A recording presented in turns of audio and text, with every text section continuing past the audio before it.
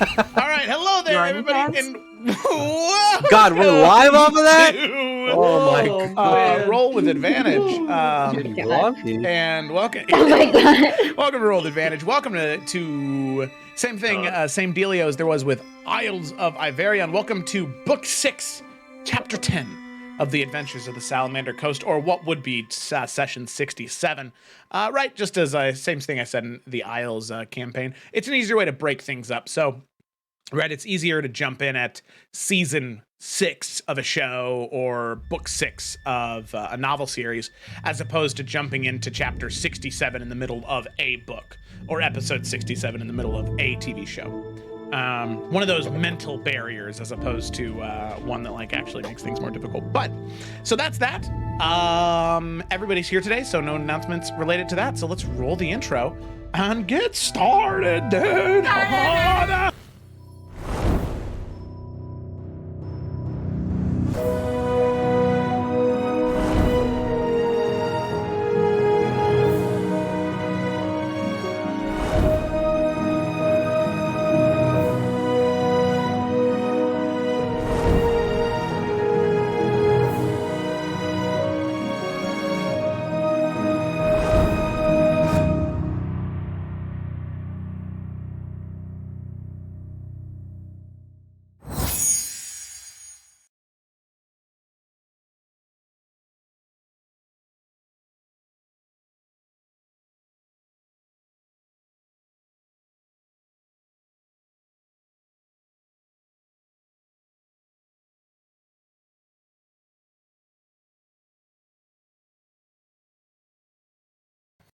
Black Show screen. the- All right. Yeah, the intro's over. We gotta Yes, we gotta hello. go back. We're back. Sorry, I realized that Are we? I picked the wrong intro. But that's okay. You know what?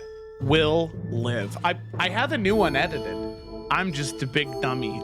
So anyway, let's go ahead and dive into tonight's session. As is tradition here on Roll with Advantage and in my campaigns and in Jonathan's campaign, singular, we don't do the summaries around here as the DMs. No. We have our players do that as a handy-dandy way to alleviate some of the burden of DMing. So with that, on summary this week is Camerone DeLucione. So Cameron, whenever you're ready. That's you. Take it away, my Joe, are you guy. okay? I'm doing great. I'm splendiferous right now. Splendiferous, all right. Yeah, okay, fuck out of here with your criticism. Use whatever words I want. No judgment here, man. Okay, last we left off, the party was responding to a call for help from a familiar voice. And as they approached, they saw an old ally as well as a potential new one. They meet up with Keothi, and who turns out to be Ajax, fighting against several devils that were in the area. The battle went on. We fought ferociously, none more so than Bianca. But towards the end of the battle, one of the bone devils spoke to her and called her a spawn of Isin, promising that she would soon meet her end once they got to Periton. After the battle, they realized who this new Leonin fellow was, Ajax, who was an old kind of guardian of sorts of Bianca back in Belka, and before then he was part of the Children of the Flame. He explained that he lost his position in Belka, and he's gone on the road to kind of continue doing good work, killing dark friends and righting wrongs. He also explained that he had a recent interaction with Isin, actually, which was very interesting, to say the least, to the party. We also, everybody, sorry, I'm trying to get my... we all said hello to Keothi and all that, and we got back on the road, heading further down, catching up with each other, kind of giving all of our information to Ajax and Keothi and vice versa. I believe somewhere in there we had more interactions with the Forerunners of Fate, I believe. And sorry, I'm lost now. That's what I get for riffing. Blah, blah, blah, blah, blah. Oh, I'm sorry. I'm totally lost now. Anyway, on the road, they talk to the Forerunners, blah, blah, blah. They get to camp. I'm just going to skip ahead because I can't remember what happened right then. They get to camp. They talk about Suni's visions that he had gotten to with the help of Suna the previous night, talking about Emerald and all of the things that he saw. He was encouraged by Keothi, or given some context to what happened in his vision from Keothi, such as Korvac before he became a Knoll and the timelines of all of that kind of stuff. They agreed that they would help Suni try to commune with Elwyn that night during watches, and at that point, I think, is really the last thing we talked about before going on watches. And we had three. I think we only did the first 2 watches, right? Correct. In sets of 3. So Ajax, Cecily, and Bianca all took the first watch. Ajax and Bianca, of course, catching up and kind of getting to have little one-on-one time after many, many days and months apart from each other the last time they saw, as well as Ajax and Cecily talking about strategies and spells and working with her Big B's hand.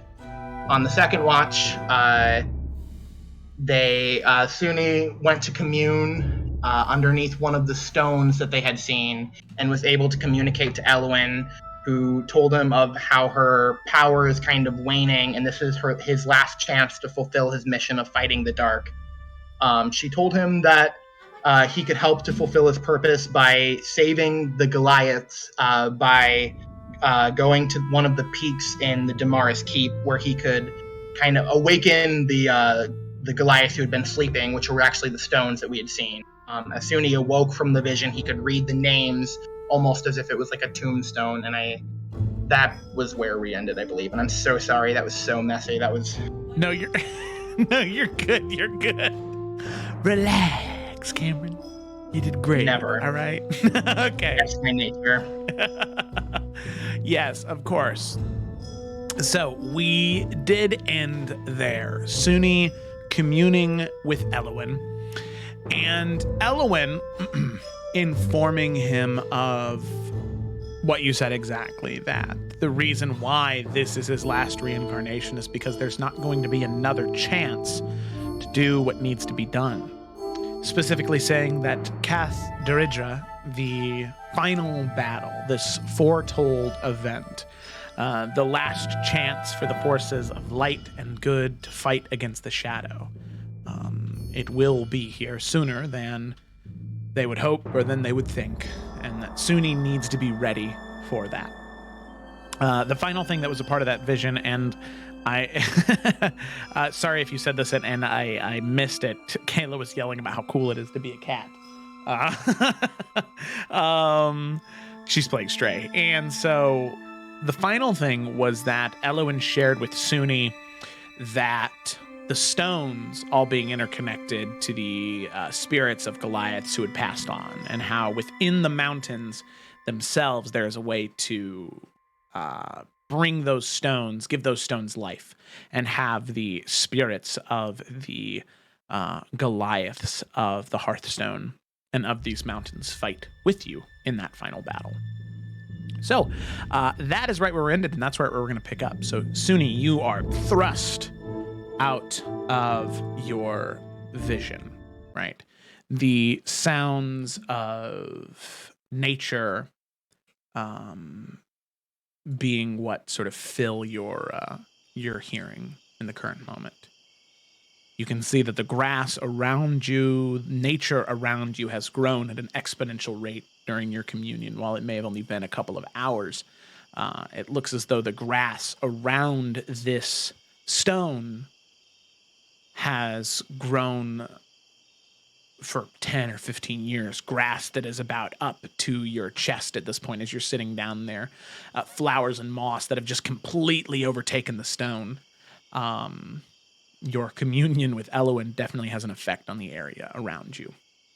But now you've made a little bit of progress and you have more information, and hopefully it helps. So With that, Suni, eventually you do head back to the group, and you can see Keothi and Suna are talking and chit-chatting, right? Just sort of having idle conversation. And as you come back, getting closer to the rivers and streams that are nearby to your camp, you can see Keothi and Suna both kind of look at you. Keothi's passive insight definitely high enough to tell that something might be a little off, and say, Yeah.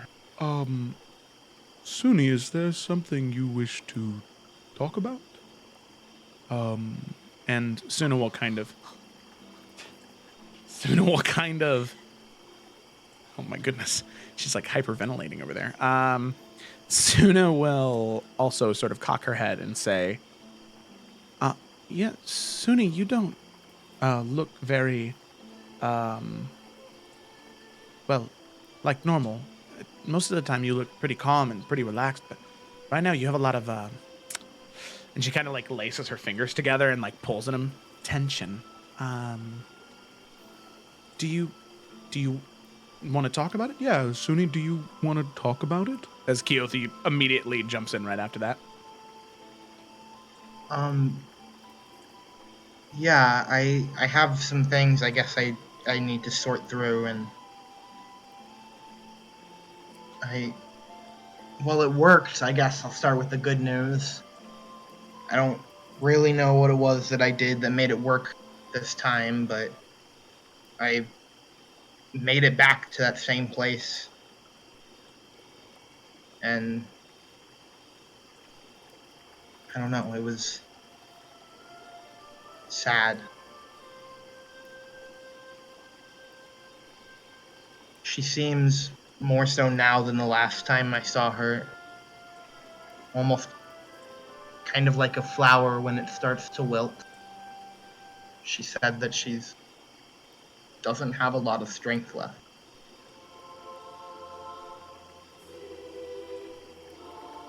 Oh.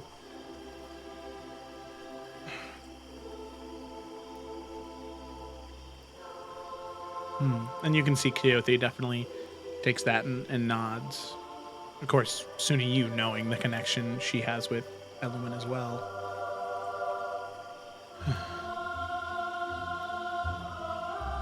I do think that... I don't know.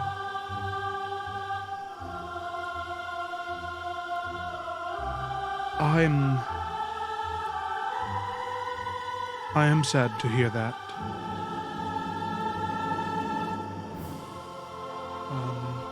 I wish that...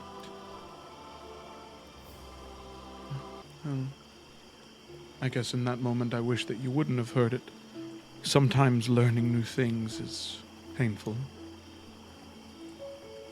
But... And she kind of nods her head back and forth.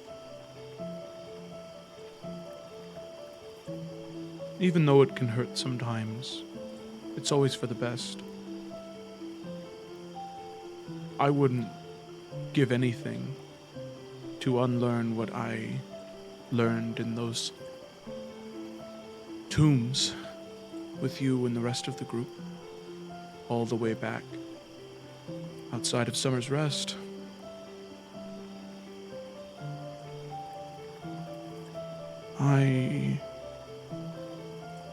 Although it was hard, I do believe it was for the best. But then perhaps, Suni, if Eluin's power draws weaker, have you ever thought to look for strength elsewhere? What do you mean? Well, now that you say it, it does make sense, but a part of me felt, after I left all of you and a significant amount of time passed, I felt my own strength begin to wane, like a flower wilting. Most of my powers came from Eluin, and the gifts that she gave to Goliaths to live, to breathe, to exist. And recently, after everything that happened in Iverion, with the Children of the Flame, I've found somewhere else to pour my effort and energy, and something that emboldened me. I still fight for Eowyn, and to hopefully preserve her further, but perhaps you might be able to find somewhere new to get the strength you need to save her, if she can't so willingly give out her power anymore.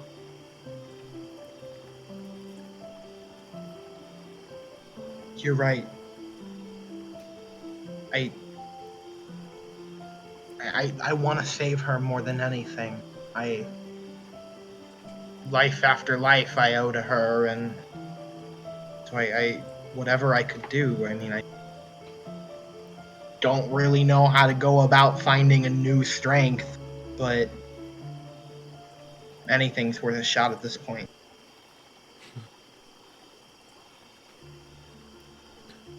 Well, I suppose just keep an open eye and and she kind of looks at the side of your head. Unclogged hearing hole. It's not an ear, but you know what I mean. And be ready for something if it comes. As they say, the wheel weaves as the weave wills. Still doesn't make that much sense to me, but fate always finds a way. It might be cruel and twisting in its path, but at the end of the day, we make it. We preserve. I didn't used to believe in destiny, but I don't know, I feel like I keep getting proved wrong. Well, it is strange.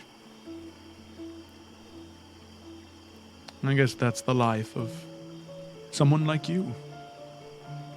I knew it all the way back in Summer's Rest, and event after event, day after day, all of you proved to me the same thing that I thought all the way back then. Helmakati, people who the weave moves around. The most insane part of this is, Suni, you and your friends and the Forerunners, and there are these people that exist that have such a big impact on fate. You change things. Maybe fate had it destined that Eowyn fades and dies. But you can change that. Fate is real, there's no doubt about that, for people that live their lives in the same city and die in the same city they lived in. But people like you and your friends, it's different. You change people just by existing. You know, I received a letter from Hubert. It would have been a long time ago at this point. He didn't know how to send things to all of you, but he knew where I was from. Knew that I was from the Hearthstone, and he wanted me to share words with all of you.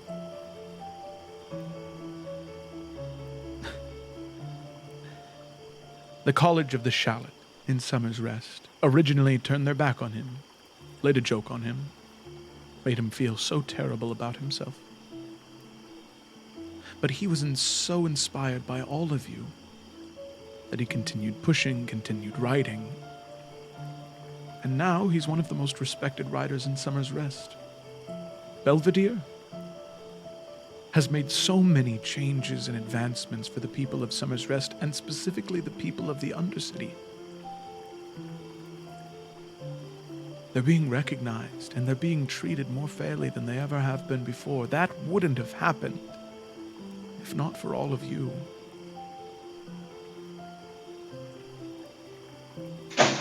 When you're staring down the unending maw of the Dark One, it's easy to forget the small things you've done.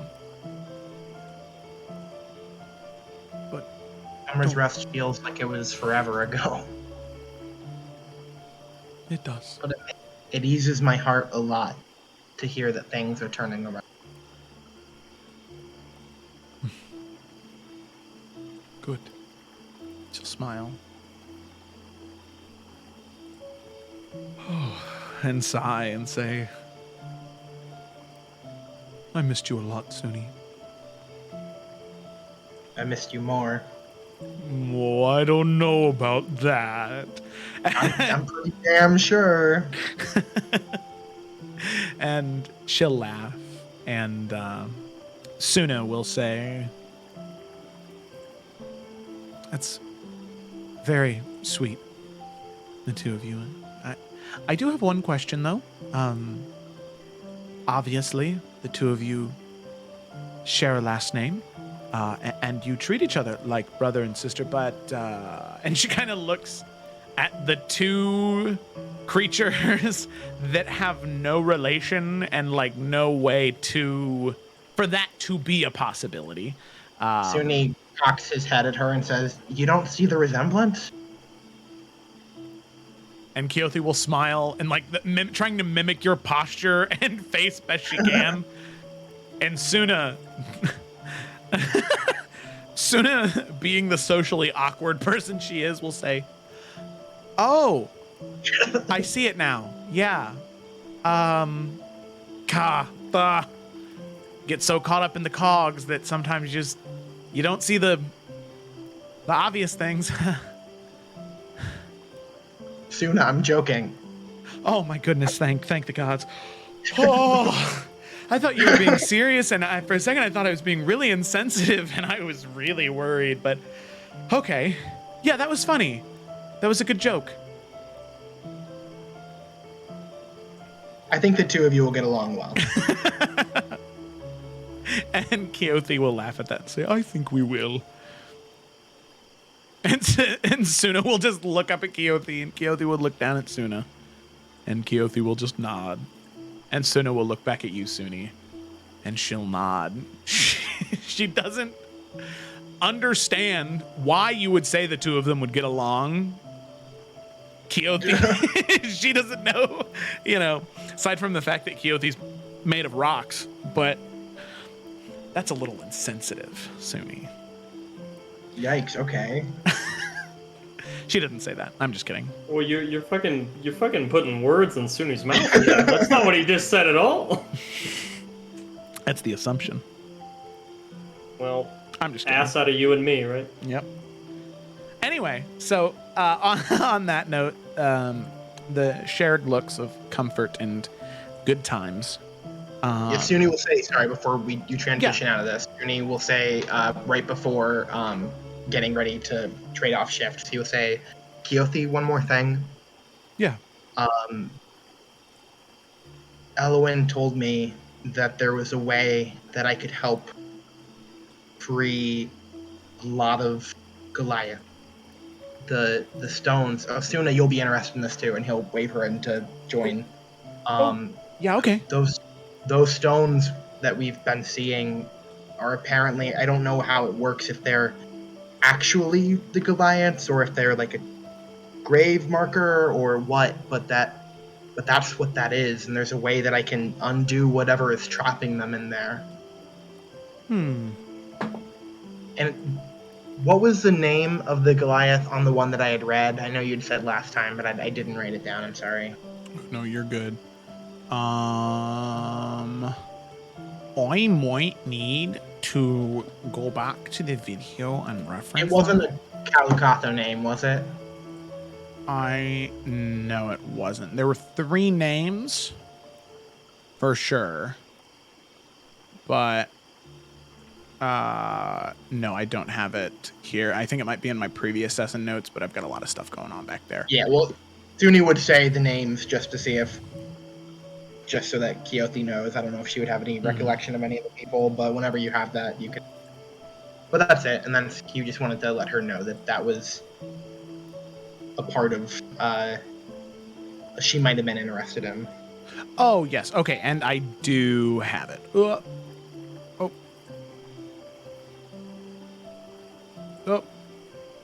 There it is. Okay. Ooh. Jesus, why does it keep moving? That's terrible. Kanaziath, Kalukatho. So it was a Kalukatho. Okay. So he'll say, when he says the name, he'll say, it's your people. At least some of them are. I don't know. We're gonna bring them back. And she'll kind of nod at that. And she'll make a history check, see if she... Oh, yeah, no. I'm not a good roll for Keothi. That's wonderful to hear. My people. And she'll pause and she'll kind of look down at you and smile, and she'll place a shoulder or a hand on your shoulder and say, our people. He'll give a slight nod, and the corners of his mouth turn into a smile. Yeah. Shoulder.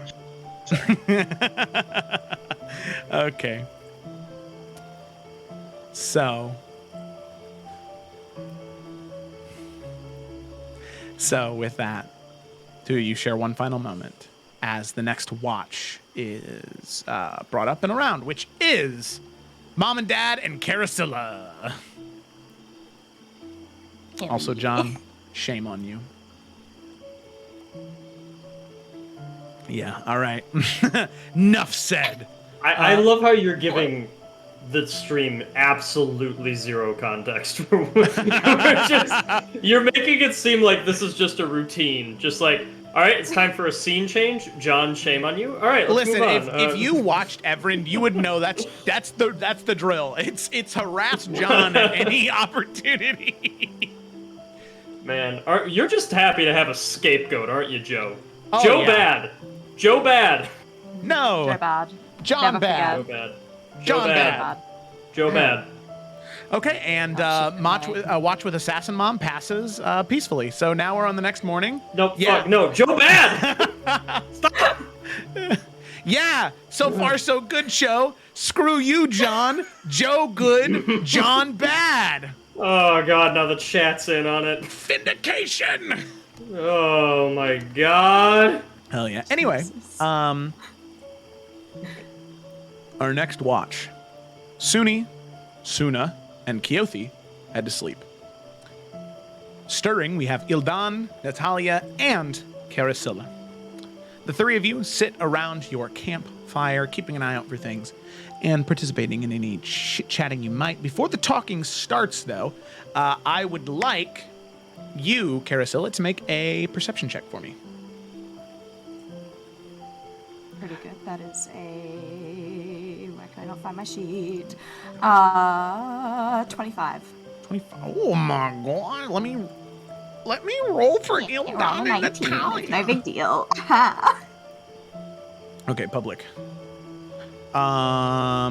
Perception. Mom's not great at that. Mom's not hot. Ooh, yeah, she's not great at that. Ildan, perception. Well, good thing you're here. Okay, 21. All right. Nice. Still better, though. Still better, yes. So with that, wait a minute, John. What are you? Is that your hat on the edge of the screen? John, wait a minute. John, come on. You can come back up. No shame. No shame, Most all right? chaotic watch for no reason other than what's happening outside. There you go. Okay, you can stay there if you want, I guess. Continue. I hated that. Oh, no. I've lost the chat. Man's Not Hot reference in 2022. It's a classic. It's funny. I'm not bad. It just wasn't good. I agree. Okay, all right. So, as Carasilla, you're sitting there with Ildan and Natalia.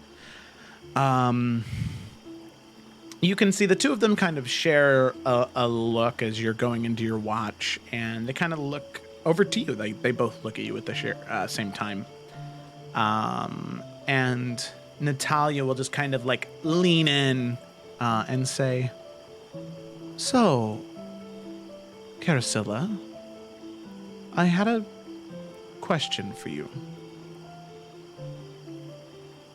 I can hopefully provide an answer. Well, I hope so. Yes. We were just curious about something. So, as we said before, there were a few other gleemen that we've met on our travels back in the day. And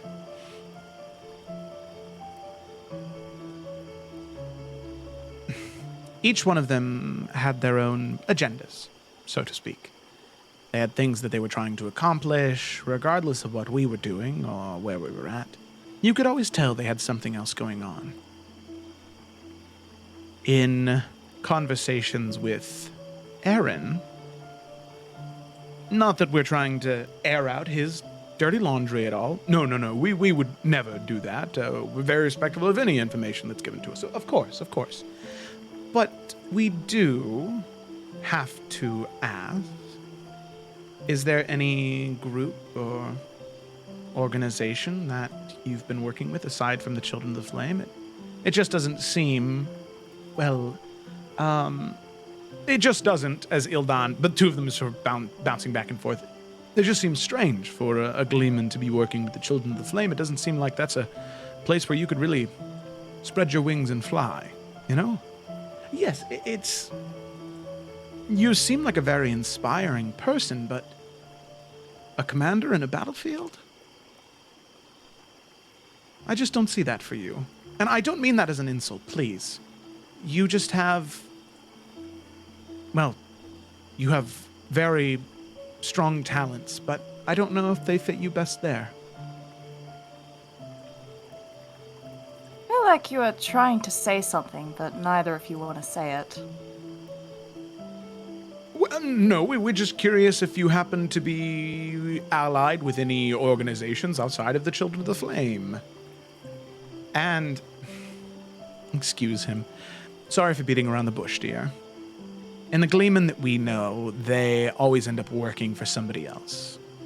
Gleemen are a hot commodity. And any organization from here to the Demon Waste wants something to do with the Gleemen because of the way they can influence people. They can change the way a town feels about a particular group or entity. We're just curious if there's anybody else you're working for.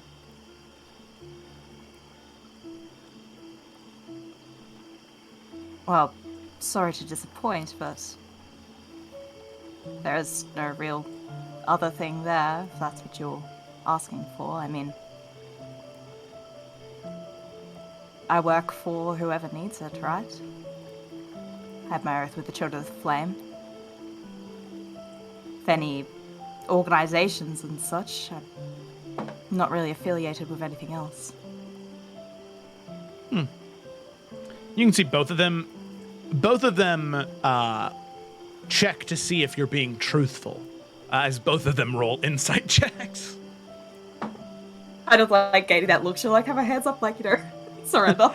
It's like, You got me. Yeah.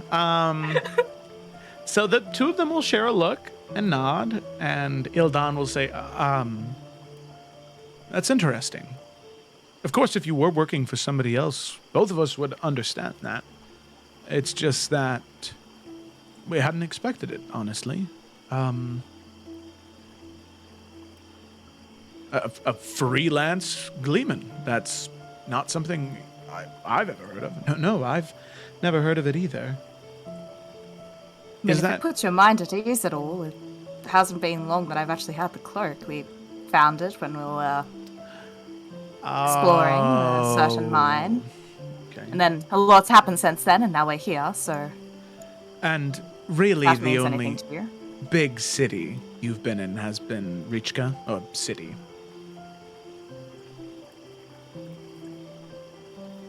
Yes. Knowing fully well that that she was there in Bromskos as well, but that just feels like a whole ass can of worms. You can see both of them understand the way you said yes, and both of them are like, we don't want to know anymore. We'll trust that that's the only one that matters. And Ildan says, well, okay, well, wait a minute. This is a valuable resource we have here. The cloak. I feel like I'm being pawned off to something. No.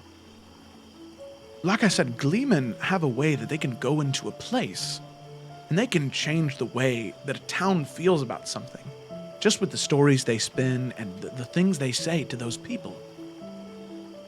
And Natalia nods and says, if you're comfortable with it, you could spin stories, you could tell tales about the family, the Damaris line, about tiefling heroes.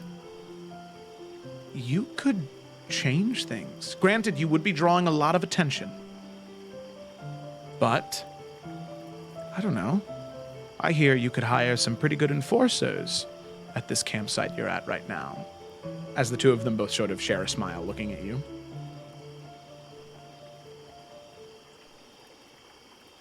Well, I mean, I feel like I already had the intention. I do wish to help with Bianca, with what she wants to do here. It only seems to be the right thing. And if I'm able to have more sway with that, then perhaps I thought, then certainly willing to sway it. Amazing. And, dear, I just want you to be well aware.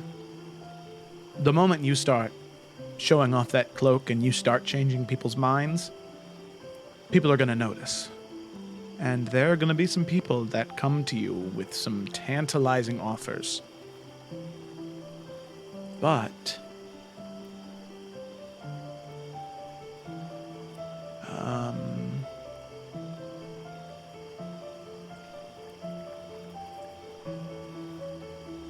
it might ask of you to change what you're saying. And some Gleemen, they are swayed by that coin and the promise of power. But I think that we both think that that's not something that'll happen to you. You seem like you have a good head on your shoulders. Oh, I appreciate that, that's for sure. Honestly, couldn't really care less as long as I can eat. Well, the moment you tell them you don't care about money, they find something else to offer you. Tell me, have you ever wanted an airship? I mean, never really thought about it. No, but it sounds pretty nice, doesn't it? Don't really know what I'd use one for too often, though. Seems kind of lonely just being up in the sky. True. So, you know what? I think that you are... At least as of right now, that was the one thing I could think of that might sway me. If somebody came to me and offered me an airship, I might have second thoughts about the if whole... someone comes offering, then I'll have to send them your way. Thank you very much. Could I borrow your cloak while we're at it? Just, of course. I'll give the airship back to all of you, and then, we all win. It's just that I get to steer the airship, right?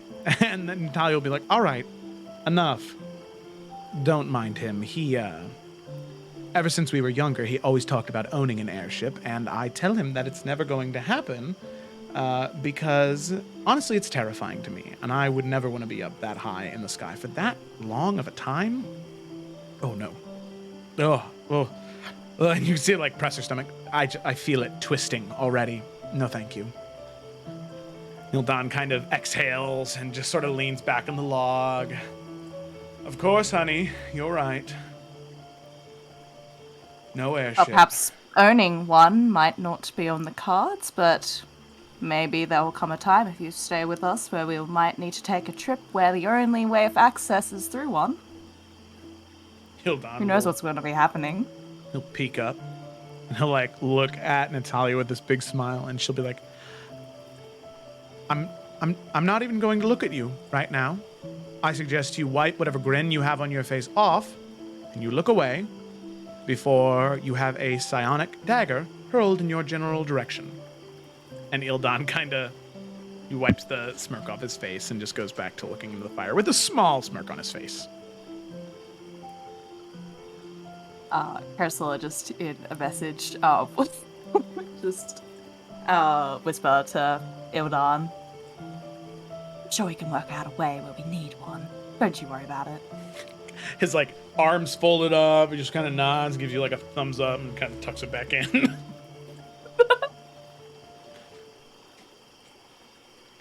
Alrighty.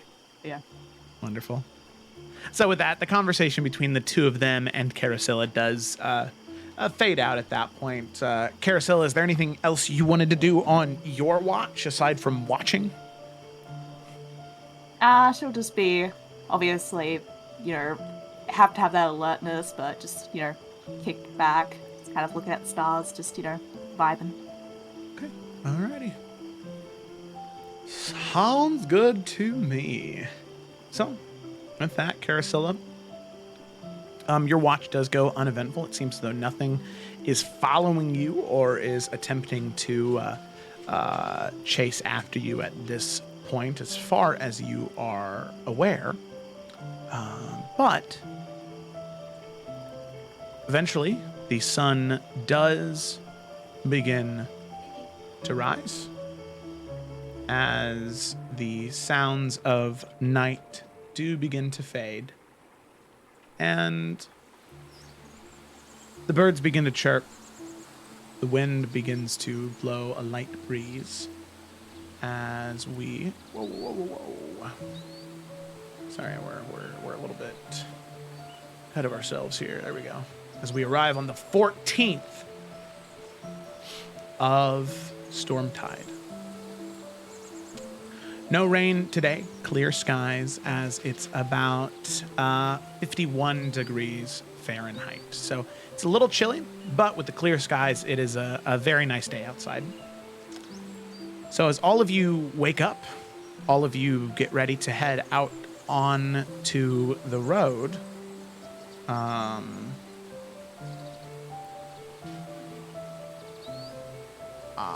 Yes, let me, oh, I forgot to add that. I forgot to open it. Maybe I'm so sorry. Going from group to group here. There you go. I'll put you all to the map of the Old Kingdom. Sweet. There you go. Right here. There you are, bud. On your travel icon. Oh, no. It's okay. It's pretty easy to fix. Did I save it? SMH. I hope so. I don't know. I'm trash. Joe Bad. There you go. Oh, I said it.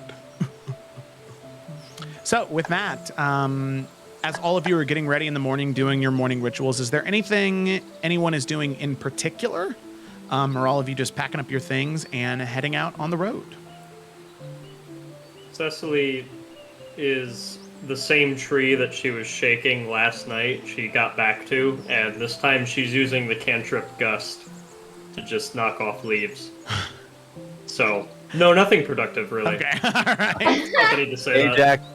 Ajax is watching this as he's getting his armor and putting it on, which is like kind of leather, goes across the chest with like a pauldron and like a bracer and everything. Mm-hmm. He's putting it on, looking over and going, "You almost have it. Keep going." That's, I guess the tree is like super, like almost about to fall. Yep. And he's just getting Johnny ready. She's like laying down too, just. Soon he throws a rock at Cecily when she's tearing these leaves off the tree, and he shouts, "Hey! Leave the trees alone! They didn't do anything to you!" Soon use a Lorax. Man. Yeah, Cecily, she'll like turn to you and be like, "What? What do you care so much about trees?" Oh, right, yeah. Sorry. Protect nature. No, I remembered you had a thing. Yeah, okay. And Ajax, so like put some leaves back. That doesn't do anything. Ajax makes a mental note and then kind of like leans over towards Bianca and goes, "So, no attacking trees?" Yeah, he's paladin for Eloin, nature being. Understandable. Okay. Yeah. And then she also Bianca would probably be able to see it that his pauldron, he's got battle scarred armor. But his pauldron, or not pauldron, his bracer actually has like tally marks on it. And there are like I think 9 on there.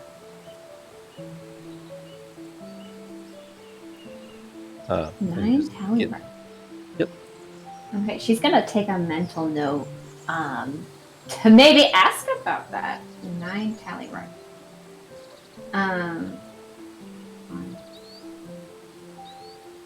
Arm thingy. I forgot. Would you say it was? A bracer. Bracer. I was like, oh my god, my notes are gonna be. I'm gonna look at that and be like, I don't know what that means. But while packing up things, she's gonna like try and help Carasilla with something while they're kind of off doing something, and she'll say, "So I've been thinking a bit more about when we arrive in the next town, and maybe how to approach it. You know, maybe in the more sneaky or the more forward. Here I am. Sorry if that upsets you, kind of way, and." I wanted to know your opinion on if I went with the forward route instead of the sneaky route. I don't know, what are your thoughts on that? Well, in all honesty, it would be the approach that I would take if I was in your shoes. Like I think I said before, it's better to be open. It's always the thing with these things. People find out that you're hiding something from them. It's natural for them to be suspicious in future. You hiding that, why not something else? You come to them honestly and open, then you set that up with trust. And that's what these people need. I agree. I'm just worried about the target it could put on not just my back, but all of our backs. But I agree. I think that's more important. It's just all the warning signs and everyone's saying to hide and never be alone, and I don't want to put pressure on everyone to, I don't know, baby me. If that makes sense. I don't want to be a burden to everybody. I don't think that's going to be true. I think all of us are here to support you. And you're by yourself, even without us. You're definitely sturdy enough to stand by your own. And I mean, I think you've done a lot worse than have to tell a couple of people who your family is. You've already done so many difficult things already. What's one more, right? Right. Next question. Should I be a tiefling? Or should I be a half-drow when I tell them? Because I know we're wanting all honesty. Do you think they'll be able to handle it if they choose to have her queen as a tiefling?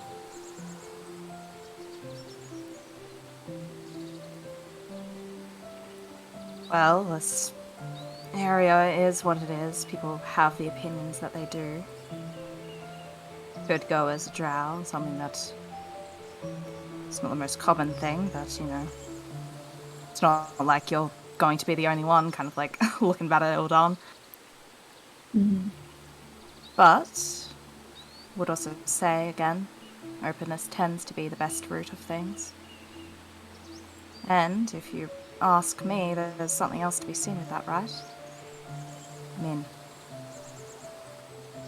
you're a tiefling that's composed of horns, something that's always been seen as fortune and bounty. And a purple one at that, something rare, lucky potentially. A mixture between the passion of red and the compassion of blue. Something you need in a leader. Until you are embodying it.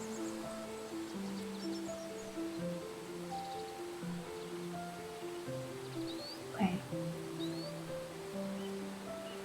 Yeah. I think it's... Yeah, I was thinking the same things, but I just was worried that doing the more dangerous choice would be a problem. But I know you and Morwyn, while it was a different kind of leadership, had leadership over a large group of people. And I know basically what I'm trying to say is I really trust your guidance. You inspire people, you know how to lead people, and not to put pressure on you, but I feel like you're the person I can lean on right now when it comes to these choices. I'm happy to be there for it. And it might be the more difficult choice, but people will see that. At least the ones you want to see, at least. They'll see that you're not coming here to hide, to just take power and do who knows what with it. They'll see that you're coming here as you, with full intention of just being who you are, being a Damaris. And they'll respect that. People often do. And Here's if you hoping. choose to lead these people, then it's a good place to start with getting that opinion of you. I want to, but I want them to want me. I don't want to force anything on them. They've had enough chosen for them. And I understand that that may take me having to win them over, and I think I'm now ready for that challenge. And I think that is the best, at least for me, moral way I can go about this. I want to help them. I want to be what they need, but I want them to want it. I think provided you're coming in with that idea of wanting to be what they need, I can't imagine they'd say no to that. You're taking the right approach, as far as I believe at least. Okay. Thank you. That's well, good what to I know. was talking about with your parents earlier. I mean, apparently this cloak could also help with that as well. I Yeah. don't think it'd be spinning any kind of lie to let people know of who you are. The goodness that comes from you. She'll have a warm smile. Thank you. And you know, if everything goes to shit, we'll still be here for you, right? Give her a little, play punch. Oh, and it definitely could, so thanks for being ready for that. Ready for anything. I appreciate you. Come Thank you. You're not a hard person to like, Bianca. I wouldn't worry about it so much. Okay. Okay. All right, I have to trust you. You're really good with words. I believe you. You're right. Confidence is key. And then she'll help finish packing up Carousella Okay. stuff or whatever they were both working on. Yeah. As all of you, the two of you picked up one tent together and then put it in the cart and then stood there and talked for 20 minutes. Exactly. Everybody else was just like, oh, excuse me. Yeah. Don't worry about it. So, with that, unless there's anything else, you all depart. headed further towards Periton. So, let me go ahead and move to the battle map. Yeah, there we go. Put this on. Okay, wait a second. Gotta. Boom. Oh, what? Wait a minute. What? There we go. Okay. So with that, all of you now in. Oh Jesus! I moved to the battle map screen and everything's so fucked. Holy jeez. shit! God Oops. damn. That's not quite right at all. Yeah. I Wow. like that there's like such a sliver of Evelyn's face just like kind of Yeah. Holy crap! Okay. I don't know Creative choice. why everything sucks on Streamlabs whenever I try to do anything. It's just so funny. Okay. because technology Oh, there we sucks go. in general. Mega John.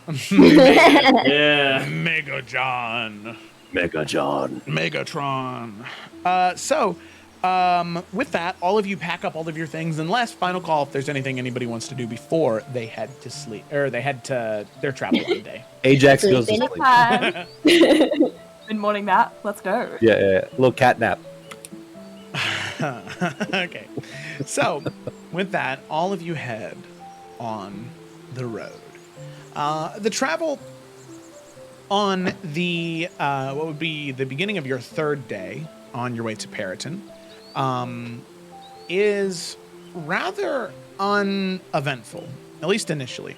At this point, I've already marked you about the half day of travel, which at about noon to 1 o'clock in the afternoon, that is about when things start to happen. So at about noon 30, 1 o'clock, as all of you are traveling, you can see walking down the path towards the cart is a singular man, just one person, wearing what looks to be leather and metal, sort of interconnected plates and rivets, the leather chest piece, and a hilt with a sword on the side. An older elvish man, most likely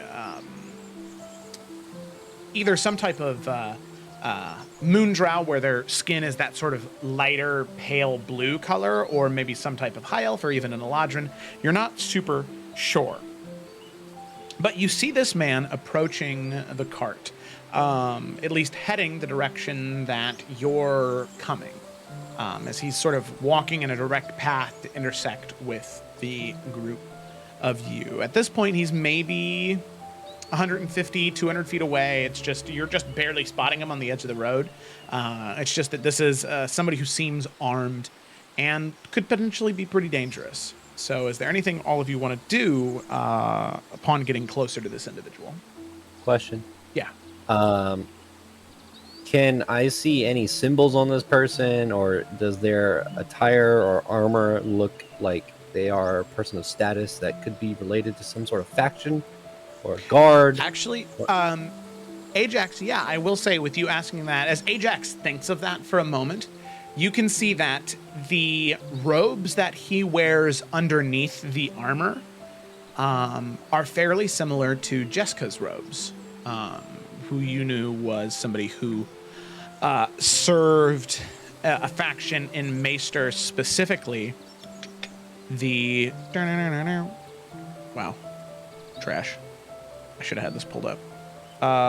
The Order of the All-Seeing. There we go.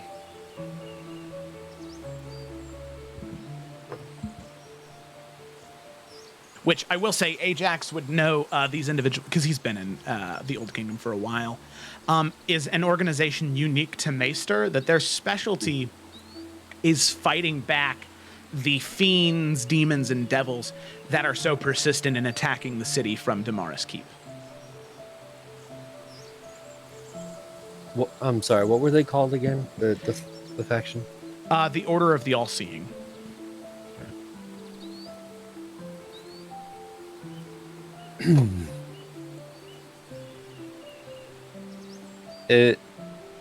Ajax kind of slows down a little bit and says to the party,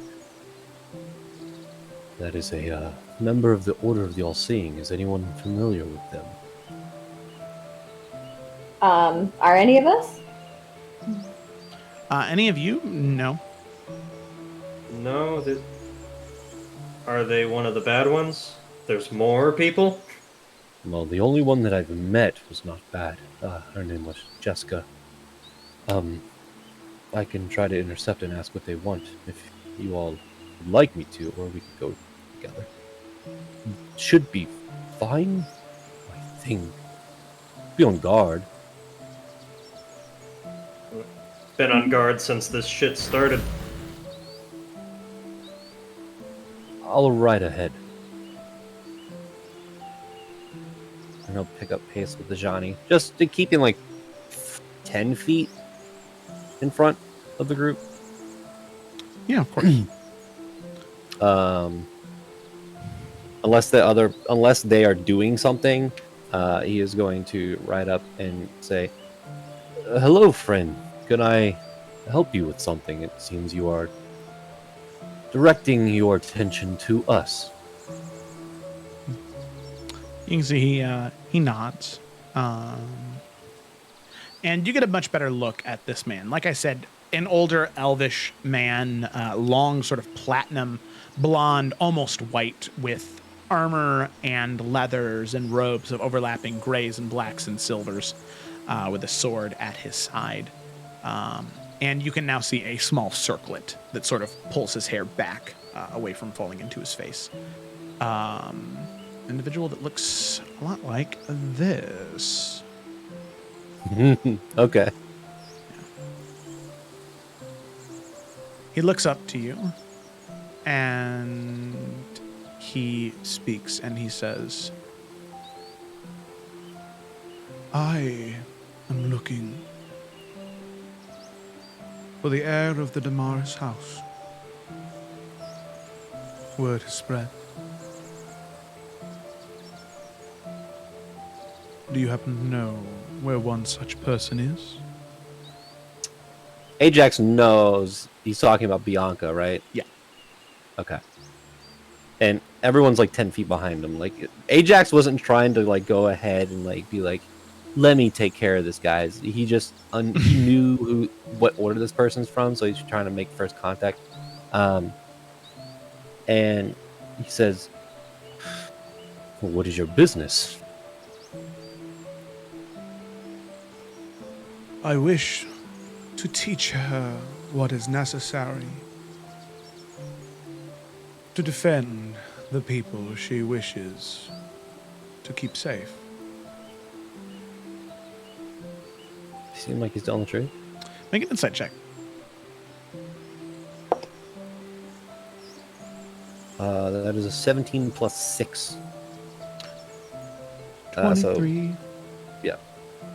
As far as you can tell, he's being honest, with a fairly high insight roll. He is, I would say with that insight, even though insight is typically about demeanor and personality and truthfulness or insincerity, you are starting to get a read of how old this guy is. It's always hard on an elf, but the way that he carries himself, the way that he talks, he is definitely quite old and doesn't look frail either. So he seems genuine, but he's definitely a bit older than what he may be leading on in this circumstance.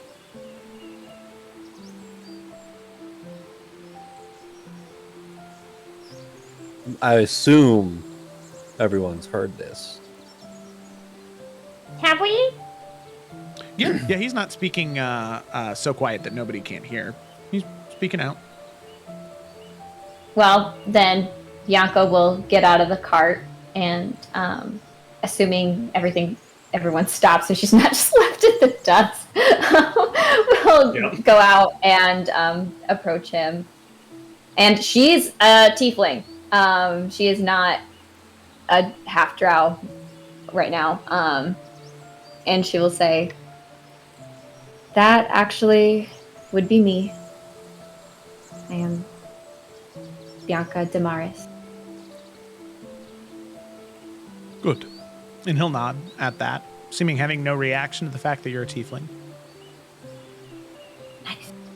Do you have someone who is a sworn protector, a knight, a guard, someone you would trust to go walking with you if you and I take a walk? Oh, yes. Everyone here, but Ajax has been with me my whole life. Hmm.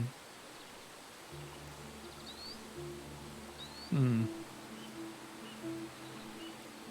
And you can see he kind of looks to you, Ajax. Hmm. Oh, and her Interesting. dad. But I'm gonna loop in player. Hmm. Strange. Regardless, would you be willing to walk with me for a moment? I would.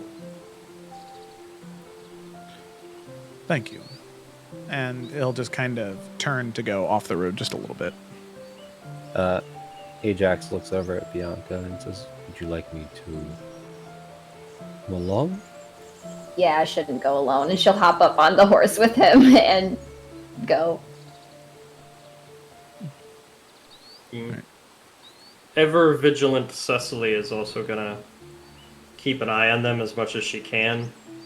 But if they go somewhere where they leave eyesight, she probably won't follow, but she's definitely a little wary of this kind of thing.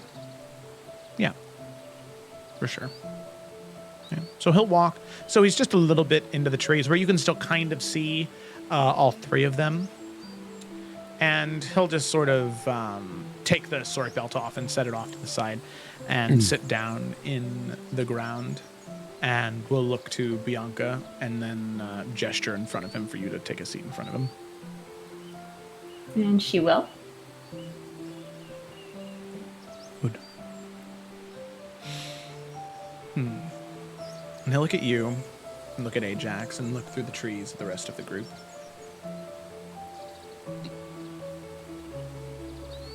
Why are you here?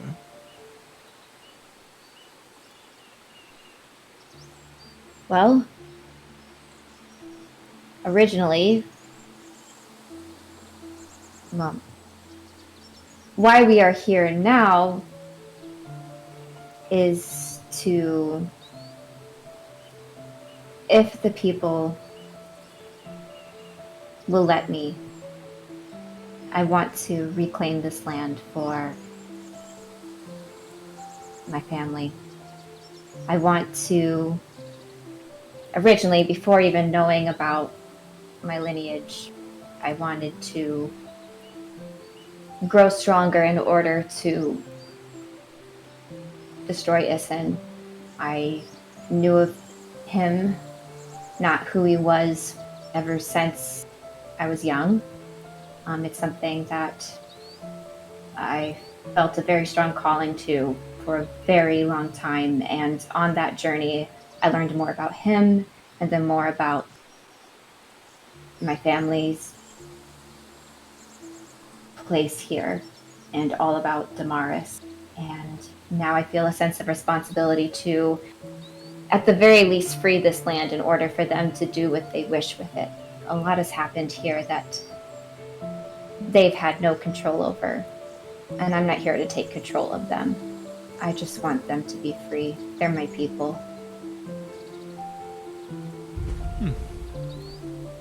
Interesting.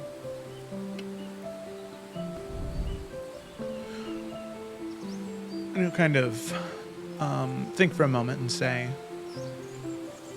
what do you know of the Damaris name, of your lineage? Honestly, I would love to know more. I know what my father told me of. I know that my grandmother, Ivana, was the last one before, I believe, there was a war. And as she was cornered in order to save her son, she made a deal with Isin, and that left this land scarred. But it let my father go free and be able to live a life. But that's what he remembers. That's what the one book in Brahmsgrove was able to denote, though I have no idea if that's the truth, but it's all I have. That is interesting, to say the least. The truth, of course, is what you know. But it's surprising. It's surprising how little you do know. To me, it speaks volumes that you would return to a place you barely know, for a people that despise everything you are in an attempt to make life better for them. It is strange, is it not? I guess so. I don't know. I grew up in Velka, not far from here, not knowing much about the Old Kingdom at all, but I still feel like this is my home. And definitely, while discouraging, I just feel a calling. For the longest time, and it was definitely a drive out of selfishness and a want to, I don't know, fix something I never had control over, but fix something so tied to me. And then it just grew into more, and I just feel like if I don't do something, no one will. And that's not right. It is not right. Not in the slightest. It is cruel what the investors of Belliclara have decided to do to the Old Kingdom. You see, the lineage that you're a part of, the blood that runs through your veins, is something that goes far deeper than one singular deal with a devil. The investors of Belliclara have always had it out for the Damaris name and family, even before the fall of the kingdom. In fact, your ancestors on the Drow side have always fought to free people from the terror and bondage they may have found themselves in.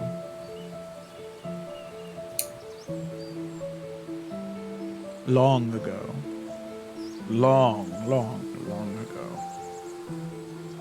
something very similar happened, where one drow,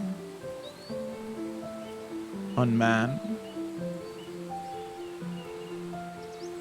was tired of the way he was treated. So he left the Underdark. He left his name behind him. And he came to a new place. He came to the Old Kingdom. And he forged his nation. A master of combat. To quell the beasts and defeat the horrors that lurked here when he arrived. I can see you carry a sword at your side. Do you know how to use it?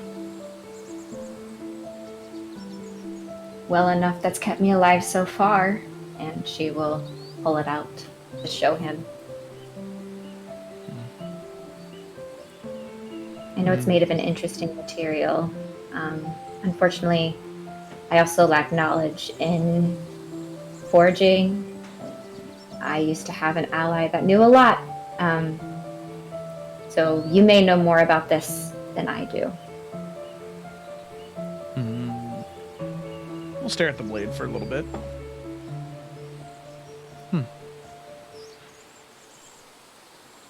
Very interesting. Would you mind if I hold it? No, please. Should I hand it to him?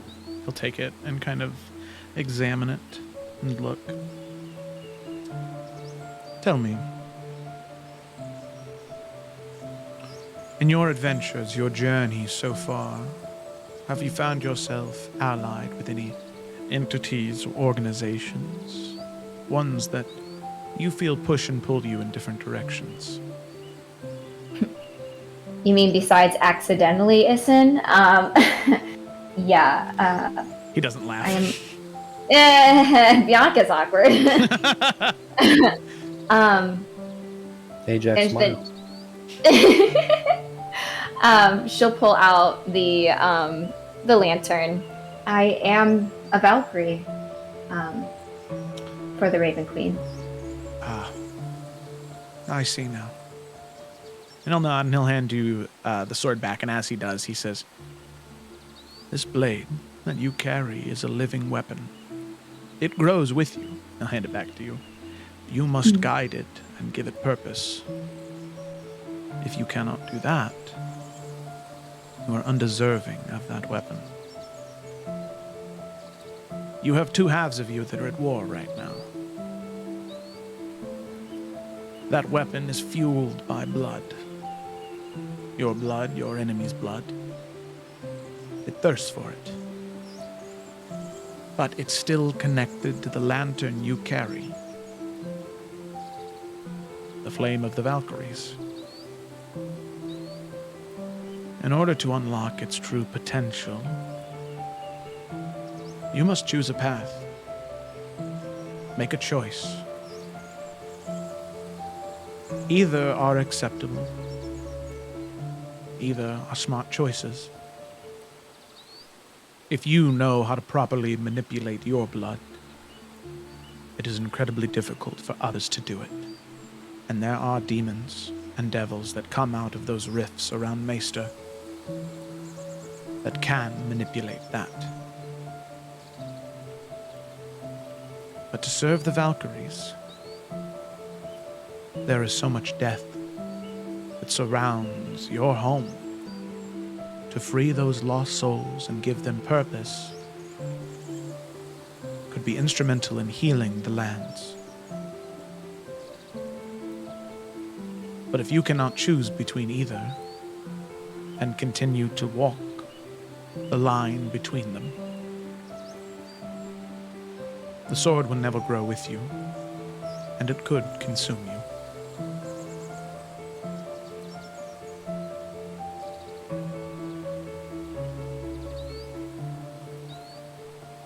She will nod.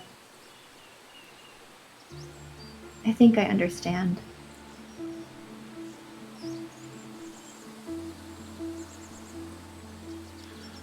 I do have one question, though.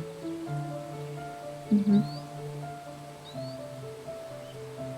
I had a vision some time ago. The stone throne that exists within the halls of Damaris Keep. I saw it as clear as I had seen it many hundreds of years ago.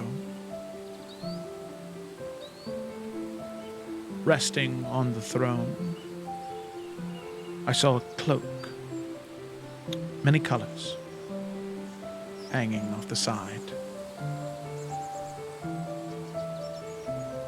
I saw bolts of lightning etched into the arms of the throne.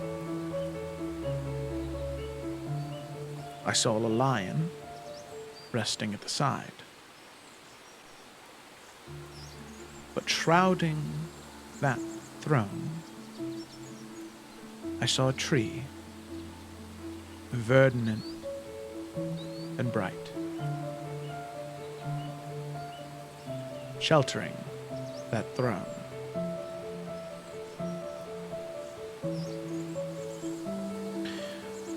I'm not quite sure what it means, but I recognize the Gleeman's cloak from my vision and in that cart. I recognize the lion man standing next to you as your guardian. The other two, though. Yes. They were also in the cart. They're very dear to me, and they've been with me ever since the beginning. I know exactly who they are. A daughter of the storm and a guardian of nature.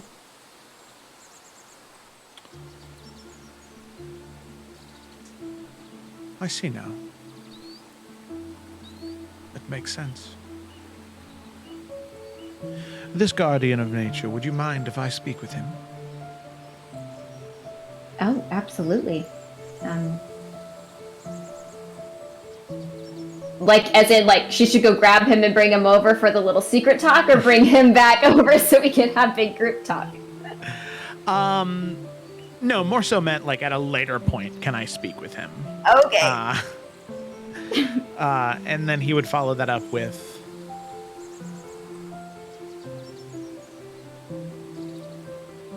I also would ask, with whatever decision you make with your sword and the path you decide to go down, it would be my honor to train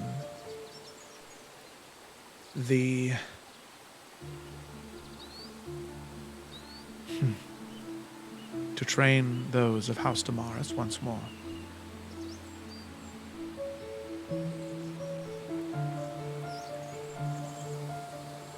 You know more about this than I do. I would greatly appreciate more knowledge in any regard. That I can I'd do. be honored. I'm happy to serve.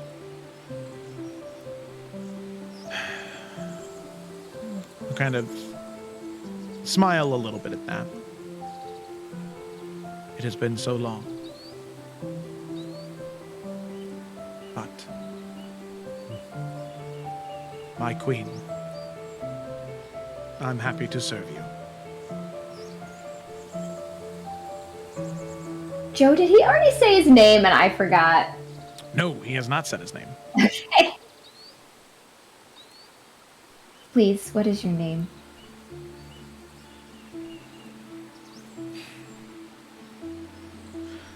My lady, I am afraid I have not yet earned the right to speak my name for you. If you would ask that of me, I would be happy to share it, but as of right now, I feel as though I am nothing more deserving than of being a tool to you, should you need me.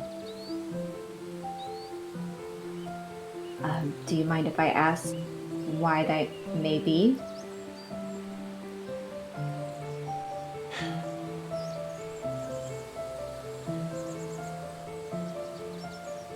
Your family.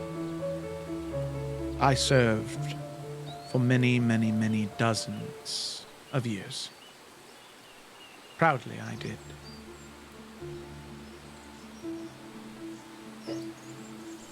When your grandmother took the throne,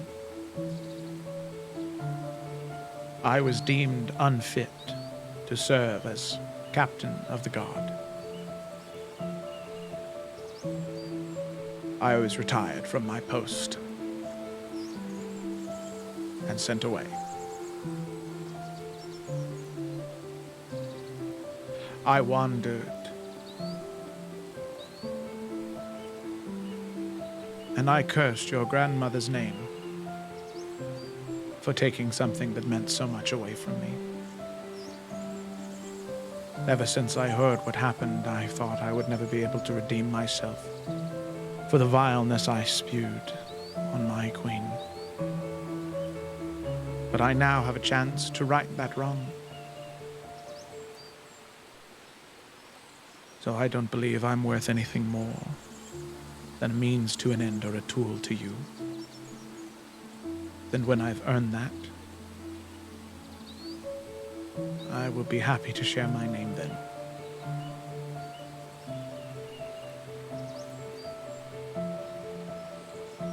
Your life, your soul, and your name, in the end, will never be greater or lesser than my own.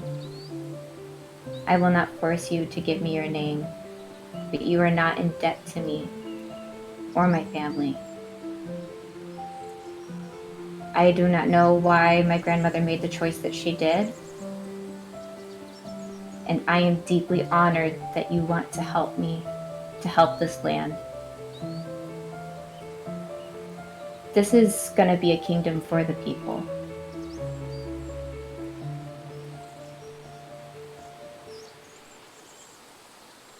And he'll nod at that.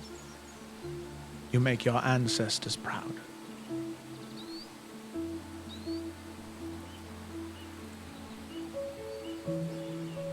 I hope I make my people proud. I'm sure you will. With that, he will stand at that moment. Yeah. And I suppose as you are walking back, he will say, if you would be fine with this, my lady, I would like to travel by your side to accompany you through your journey. I would appreciate that a lot. I think you might have your work cut out for you. Hopefully, things don't go as bad as everyone's been telling me it will. Then he'll nod. Regardless of what will happen, I will proudly fight by your side. Thank you.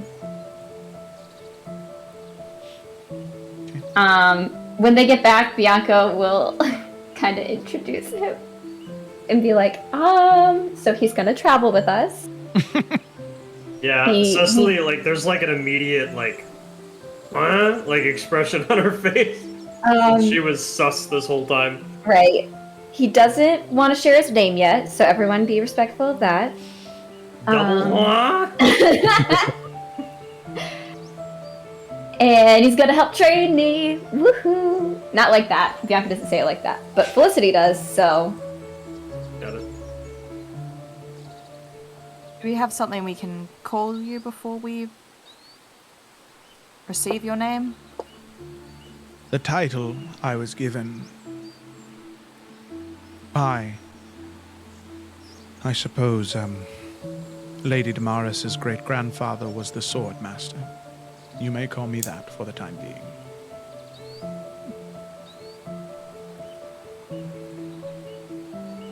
Works for me. Are you actually, like, a master of swords? Would you like to try and see? Oh, of course I would. Okay. I would also like to second that. All right. Whoa. I wish I had popcorn. Yeah.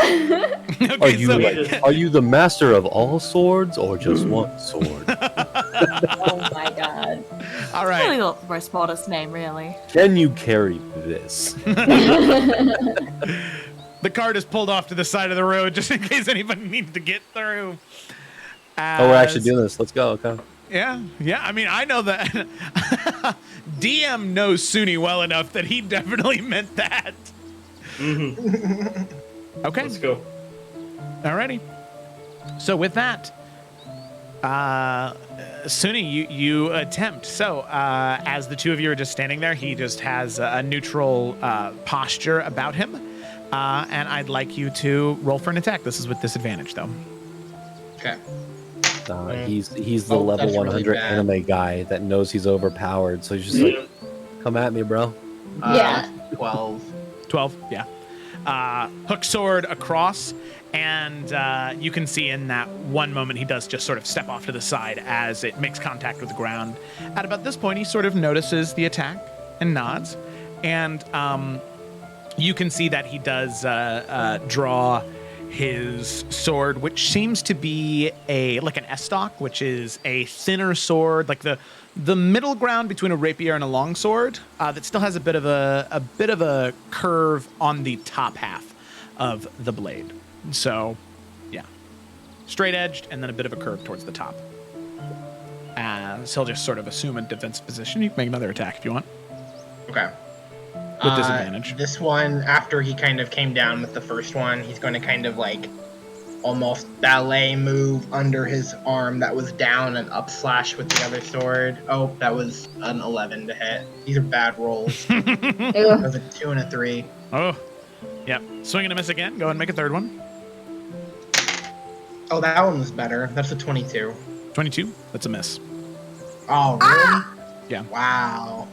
As you bring the sword down, you can see that there is this like look of excitement on his eyes as he throws his sword up and blocks. And you can see he smiles. And as you're sort of like locked in there, both of the hooks on his blade, the flat end of the blade, he's pressing his hand up against it, holding the block. He says, "Has anyone trained you before?" Not in this lifetime, really. Would you like to join in the training with Bianca? Or with Lady Damaris, sorry. Suni will give a look to Bianca. Yeah, join us. Sure. That would be good. And you can see he slowly pulls the block away. And he'll sheathe his blade.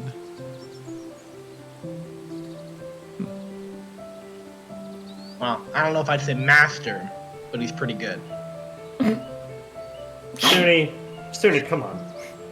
He just has really thick armor, guys. He's actually not good at swords. He just can't be hit.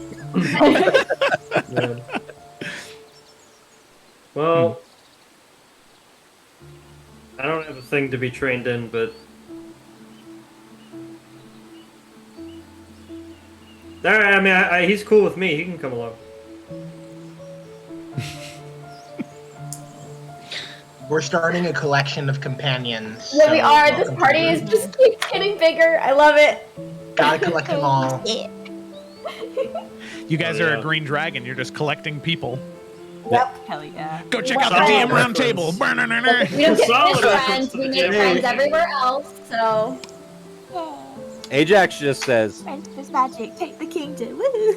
if Bianca says so, I'm new here. I have no say with who travels with us. I mean, kinda. You should. I don't want to talk. Is that the word? I don't think it is. Overstep Hey, when your you're in the bounds. group, you're in the Overstep. group. Everyone's got an opinion here. He seems fine. Wow. You can let me check something real quick. I would insight check that. 12, 21, 10. Okay, Carasilla, you're the only person that can hear this.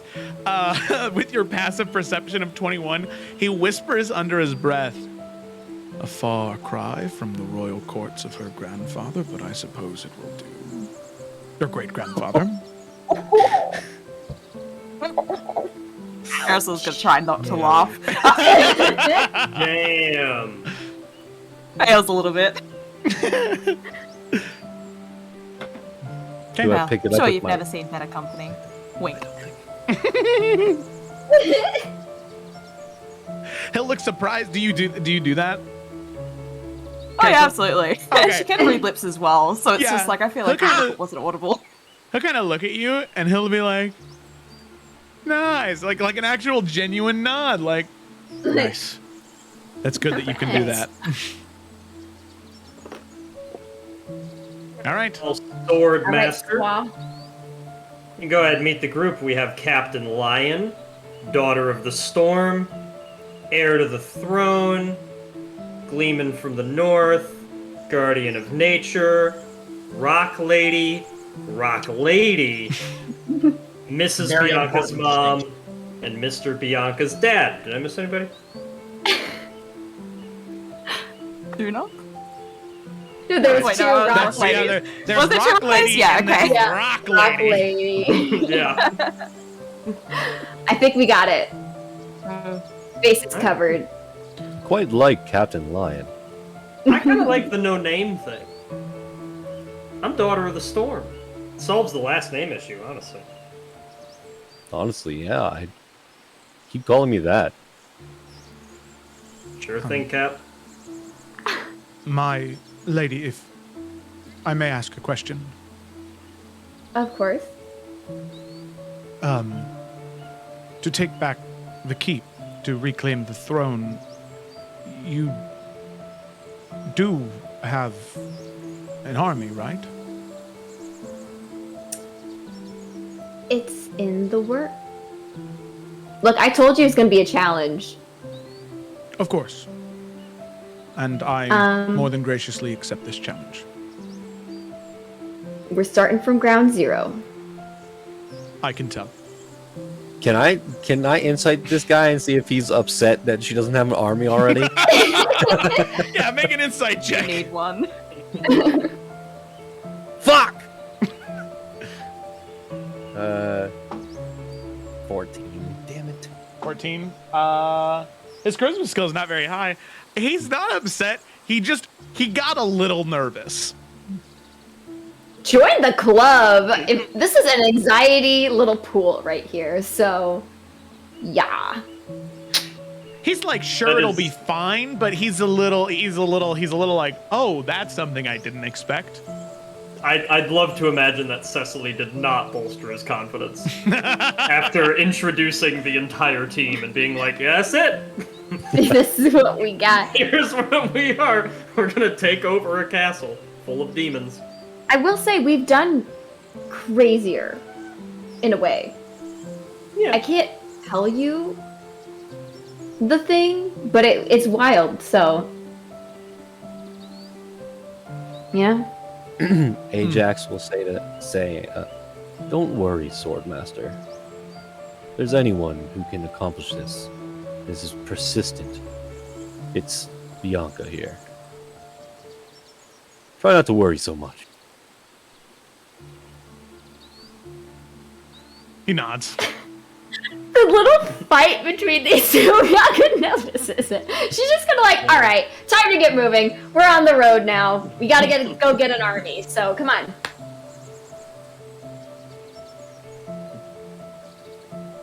And he'll just walk next to the cart. Especially, there's nowhere for him to sit. That's not just he wants to walk, but there's no open spot. Not that's gonna walk true. with him. Come on. His old bad knees potentially. Yeah, we gotta go walk with him.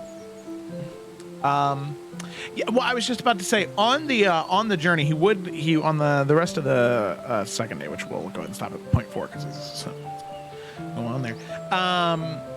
He would, as they are walking, he would walk up to Suni on Maggie and strike up a conversation if he could. So, Yeah.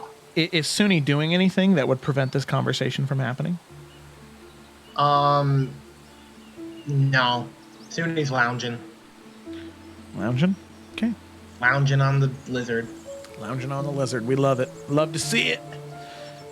So, Suni, as you are lounging on the lizard, just sort of taking in the sights as you're walking along the road, he does come up to you. And he looks at the mountain, looks at you, and he says, "So, a guardian of nature, is it?" I suppose that's my thing now, yeah. I guess it was always my thing. I don't know. You say that with uncertainty. Well, there's a lot of uncertainty up there, and he'll kind of give his head a couple of playful knocks with his fist. Still trying to figure out some of it. Hmm. Suppose you don't have any insights?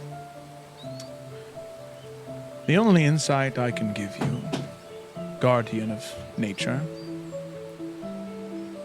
is even if you feel as though you're missing parts, you can never know everything. And part of what you know is always wrong. Perhaps. Ain't that the truth? Perhaps sometimes it's even the most important part. A portion of wisdom lies in knowing that. But a portion of courage lies in going on anyways.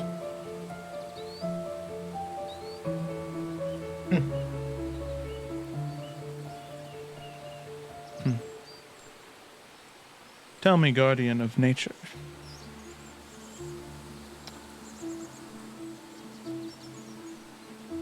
Would you say that you are someone who wishes to know more?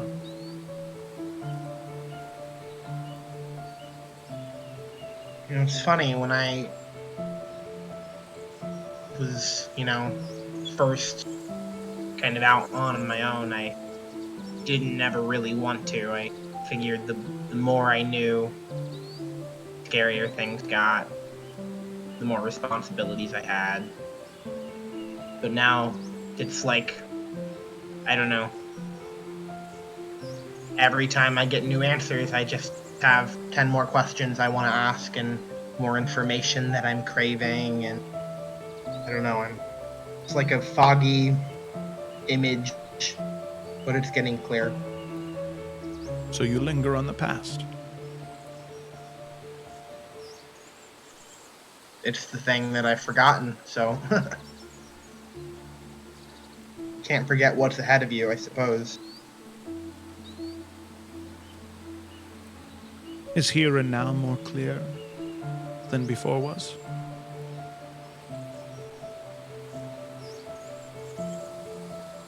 No. Clear about how I feel, anyway. But as foggy as the past is, it's every time I learn a little more about that, I feel like the future just gets more complicated.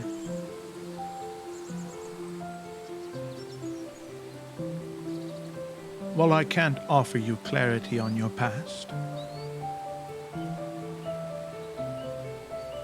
I can potentially offer you a path to clarity of the present. What do you have in mind? When I existed after leaving behind House Damaris, after my discharge from the guard, I looked for places that would take me. And many years ago, I found a home within the Order of the All-Seeing. A collection of warriors that have taken an oath that promise to defend their home. For us, that home is Maester. It was the closest thing I could get to Damaris Keep, a home I wanted to defend. Our oath is to defend our home, our land, the thing we care most about. Part of this order is meditation, finding peace, realizing that no matter how hard you push back, there will always be something ready to tear down your walls and destroy the land that you've held an oath to protect. The only reason I left was because I found that potentially the Queen had returned, an order could be returned.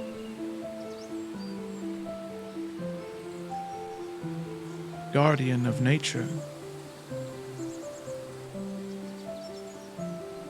you might have a home within the Order of the All-Seeing. And I can tell that the way you fight already closely aligns with the way that I teach. You see, for me, it's not about brute force, breaking through or down a wall.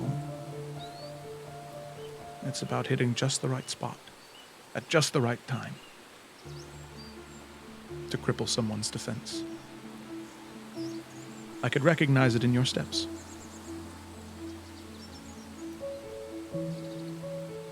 Honestly, I'd never really thought about it that way, just kind of how it happened. I mean, even when I used to fight with, gloves and a ring, it's kind of similar way. I just kind of danced around, I suppose. It's good, you have instinct. Steps and motions can be taught, but instinct. Instinct is the hardest thing to learn. When we camp for the night, I have something I'd like to give you. Okay. But Well, that's very kind of you.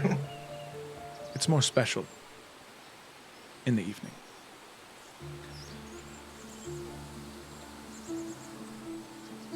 Well, I'm very intrigued now. Good. But remember, don't falter. Instincts. Keep your eyes sharp. No way of knowing what exactly may be following us.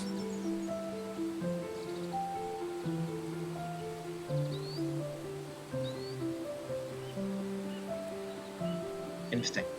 Right. Well, I look forward to seeing whatever this is that you have, and I look forward to this training. I think it's going to be good. Last thing I feel like somebody really taught me how to do was, I guess, alchemy stuff. Way back. Oh, weird. Well then, I look forward to it as well. With that, he'll nod, and unless there's anything else you have to say, he'll walk away. He'll give a kind of cartoonish bow to him, and he'll say "Sword Master" as he walks away.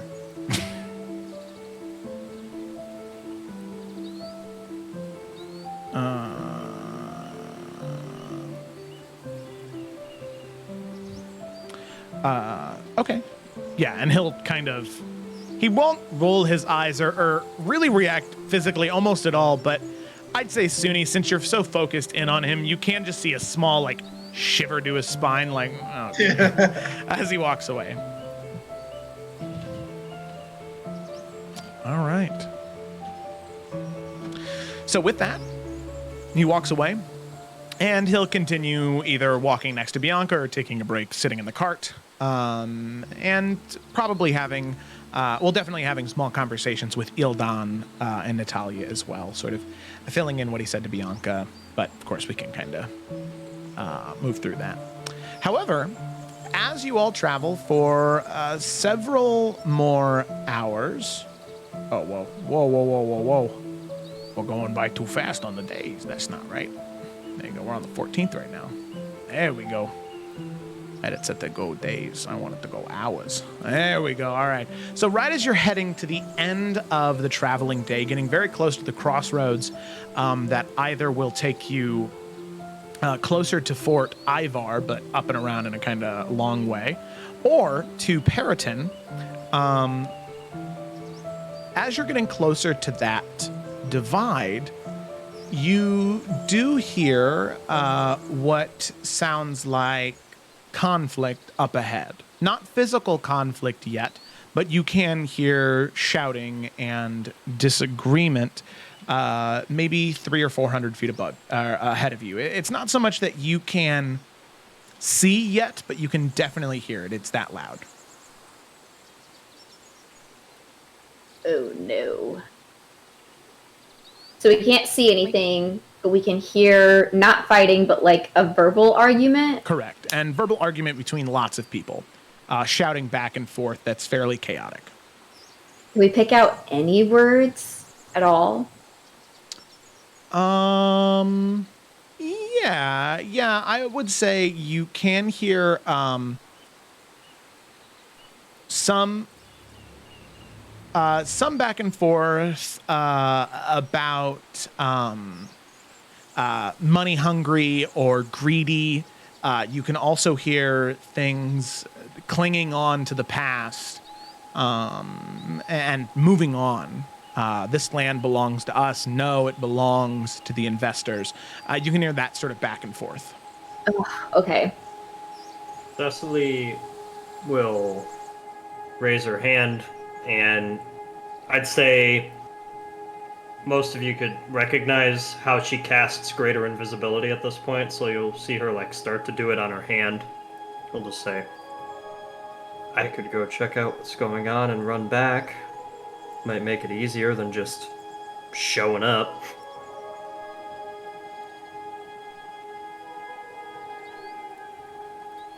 I think that's a good idea. If anything goes wrong, do you all have some sort of way to get in contact, or just yell and we'll come rushing? It won't be that far.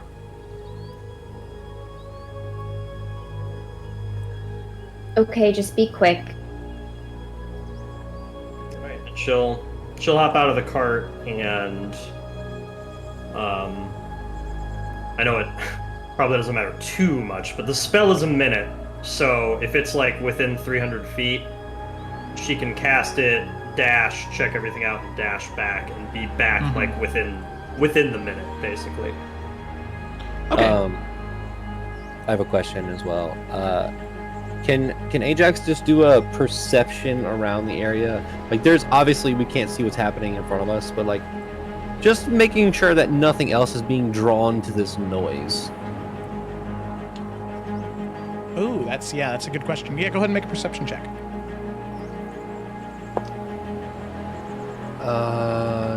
16.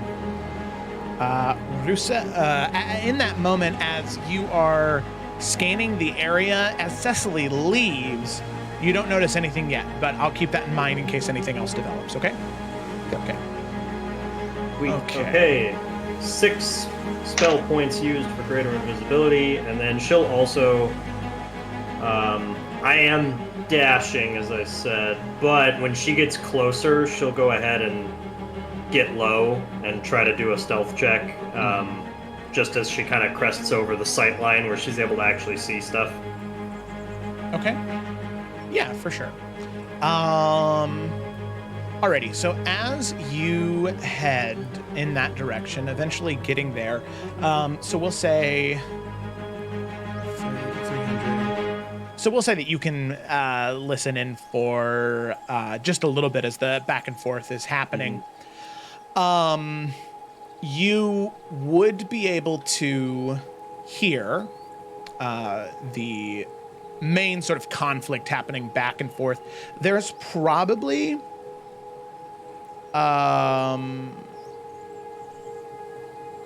20 people here, 15, 20 people, split evenly between two sides. Some people wearing the, looks to be quickly hashed together or painted or drawn heraldry of House Damaris, sort of shouting back and forth with people wearing the heraldry of that of Belka and Bella Clara, that Cecily would be very familiar with. And you can see the two of them having this very intense verbal argument, each side shouting back and forth at each other. You can see leading the loyalists, these people representing House Damaris, or not House Damaris, representing the investors. You can see an half-elven woman with like short cropped blonde hair, and then leading the individuals of those attached to the crown and the old kingdom. You can see what looks to be a dragonborn man actually leading them, and there's this intense verbal argument happening. And I would say the brief interaction you'd be able to catch between the half-elven woman and the dragonborn man, as the dragonborn man shouts out, "You And your people, the ones you hold your allegiances to, have kept this land under your thumb for long enough. The Queen returns. The crest has been seen. How much longer do you think you have before people start fighting back against the policies and the things you've done to them? And the half-elven woman says, I haven't done anything to anyone. All I'm trying to do is keep the peace. And with you going through these roads, traveling back and forth, and harassing the people on the streets, that's something I will not stand for. And it's my duty as a citizen of these lands, same as you, to keep this place safe. As the two of them shouting their conversation, that's about as much as you can hear before invisibility would run out before you'd get back. She'll go ahead and do that then.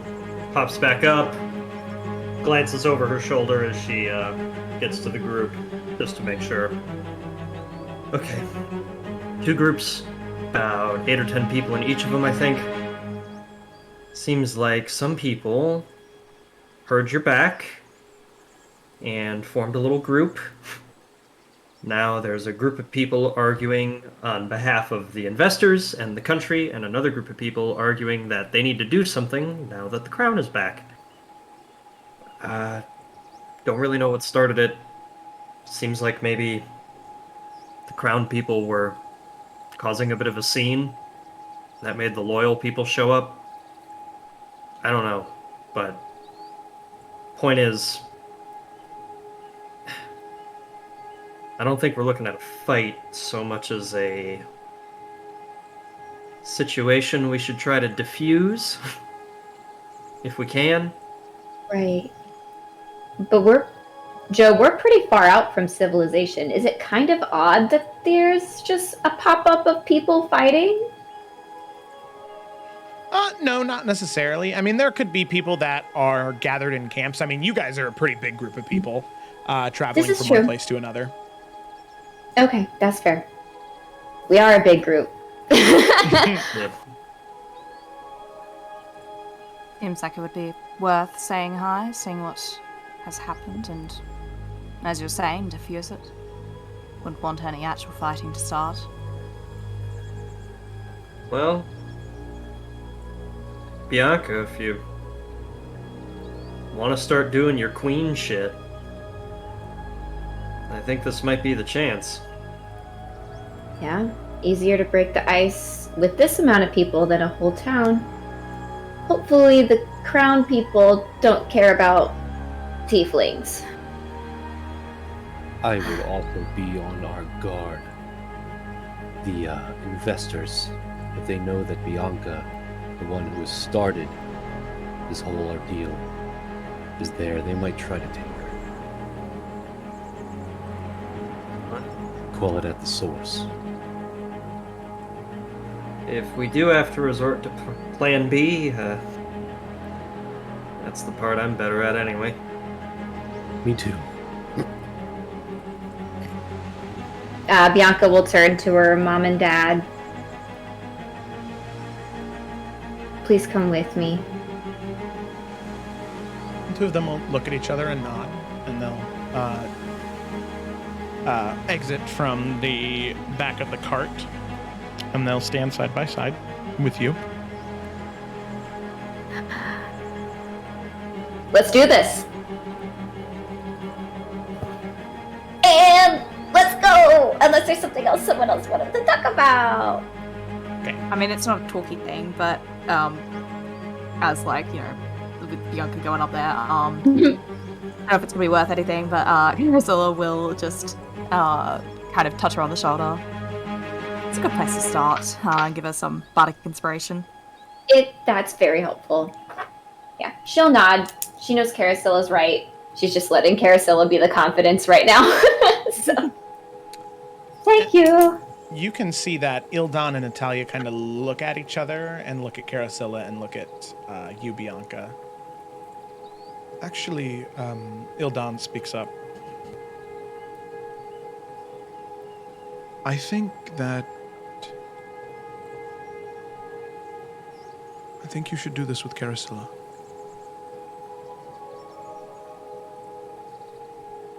Sure, your mother and I raised you, and we were there every step of the way with you then. But Carasilla has helped you through so much of the danger you've been in the most recent months. And if they don't listen to reason from you, I have a feeling they'll most likely listen to Carasilla more than they will he kind of looks down at himself. Someone like me.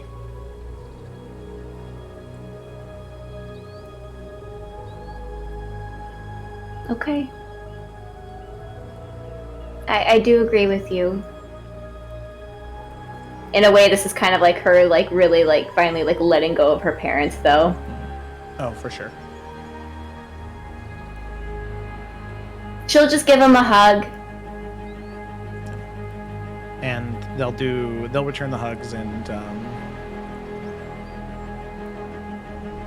I think that your mother will say, all right. Good luck, BB. And Thanks. the two of them will linger back. Definitely not getting in the cart. They're like ready to like run. Right. Yeah. So that, Carasilla, do you hop off the cart and go up with Bianca? Yeah, she'll go. Yeah, she'll give Carasilla a nod. All right, here we go. Wait, we're coming with you, or we're staying here? Yes, please. I think we should hover about 50 to 100 feet behind, visible but not imposing, until we need to be. I can do that. Plus, that's like just close enough for me to pop a guy if I got it, you know? A little bit farther than I'm used to, but I can make it work. Bianca, if you need us, just throw your hands up. You'll hear a gunfire. That works too. Hope it doesn't go that far south too quickly. Yeah. I can always message. This is true. See, this is why Carousel is coming. Thanks, guys, but Carousel is coming with me, so... Yeah. Okay, maybe what I'm... Cecily's gonna lean to, like, Ajax and Suni. Okay, maybe what I've been calling Plan B is, like, Plan D? And just let them sort it out a bit. Yeah, usually you don't go straight to the killing. It's like the last resort. Yeah, I mean, that makes sense. Look, I am not trying to talk down on you or anything. Or you do what you want to do. Oh, no! And I will Ajax, support. listen, Captain Lion, you really should. I don't know what the fuck I'm doing. Okay, so that's usually Plan D. Okay, got it. All right. And I guess the issue is just. Oh, sorry. no, go ahead. Go ahead. No, Square, nope. No. Go! No, Suni, no. We're moving on. It's okay. No, Cameron, talk. Talk. I don't even remember what I was gonna say. I don't know my either. Crying. I'm sorry. It's okay. It's okay. Okay. So Bianca, Carasilla. Oh my god. So Bianca and Carasilla, after Suni, you just begin to hear Suni say something, but before you can fully hear it, you walk away. Okay. That way it's canonical. So, as you are walking towards the group, you can tell that in the time that you've been away, it's just gotten louder. It's gotten more aggressive. You can now see people have they've strapped shields to their arms, like weapons are drawn. Some people have arrows nocked and bows. This is a situation on the verge of a very physical, bloody conflict. I mean, Bianca, you remember all the way back when, in one of your first physical combat encounters with those bandits outside of Summer's Rest, how quickly people dropped and how easily it got really bloody really fast with people who aren't nearly as hardy as you and your companions are. So it is a lot. But you begin to approach, and you can see that as you're approaching from the side where the Dragonborn is and the loyalist to the Damaris throne, you're approaching from that side. And so the loyalists don't see you, but the investors do, and they see you approaching, and they say, could all of you please at least move a little? There are people trying to pass, and here you are, blocking the road again. You have to move on. And you can see at that point the yelling quells a little bit as everybody sort of turns to face the two of you. Bianca will, as soon as attention's on her, put the ring back on her finger, almost like trying to make it obvious that the signet ring is now visible again.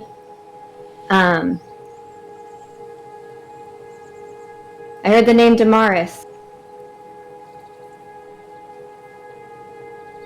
What's the reason for bringing up that name here?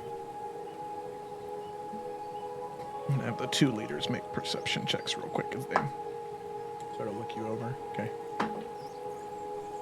Okay, neither one of them notice. Fucking blind! Ah, damn it!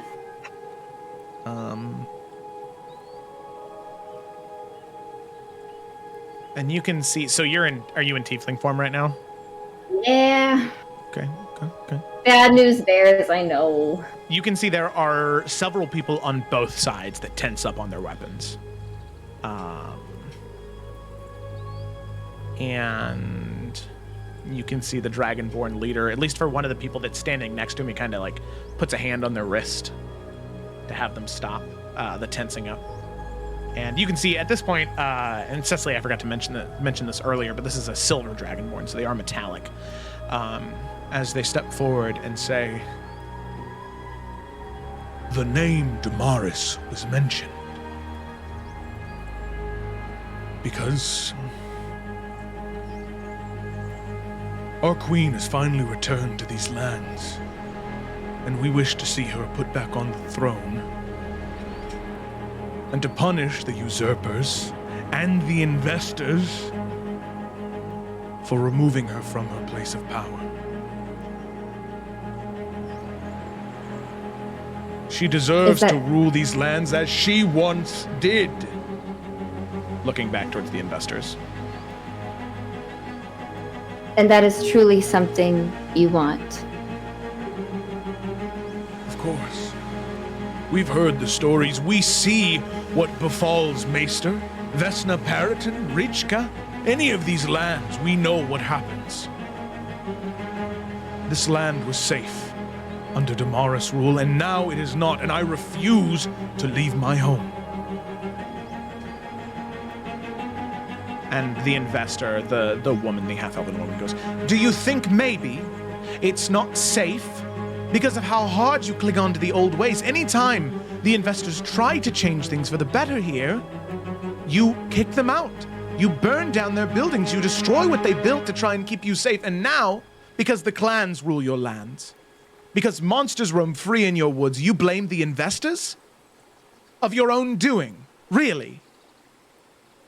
You can see the Dragonborn sort of jerk his head behind his shoulder, looking back at the half-elven woman. In a brief moment of silence, in case either one of the two of you want to interject.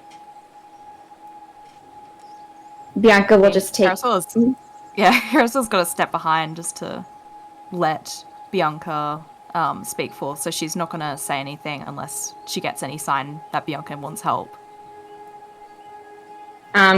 She will want you to stay close if she starts moving, which she probably will do here in a second. So just, you know, I'm sure they talk about on the way. She will take a deep breath and then start to walk towards the two people who have been talking. Mm-hmm. And she'll say, "Well, I grew up in a land full of investors, and there's some ups and many downs. But what I do know is she is back. And if this is something you want, she will help you." And she's just going to keep getting closer to them as she says that. Okay. as you keep stepping closer, Carasilla, with your passive perception, you can hear people start to whisper. Some people that are with them, specifically those individuals carrying ranged weapons, specifically bows and arrows, you can see them start to whisper about her hand, the ring on her hand, and then other people saying, a gleeman, someone traveling with a gleeman. Why is she traveling with a gleeman? The air, the ring, until eventually it, like a game of telephone, eventually gets back to the Dragonborn and the half-elf. And the Dragonborn looks down at the hand, and his eyes narrow at the ring. And he looks up at you. Are you disappointed? No. In fact, I am honored, my queen. And you can see he takes a knee, and about half of the people within the ranks of the Crown Keepers, they kneel as well. Others do not. Others have a fair bit of disgust and vitriol on their face. And you can see the investor woman, she just sort of gawks and says, You would believe this woman because she has a ring on her finger? Well, at that point, give me the ring and I'll claim to be the heir to the throne. I'm sorry, but I've seen your type before. Hungry for power, so you come in and pretend to be something you're not to further dispute what's trying to be built here. Oh, I'm not here to take anything unless they want me to do so. I'm here to kill demons.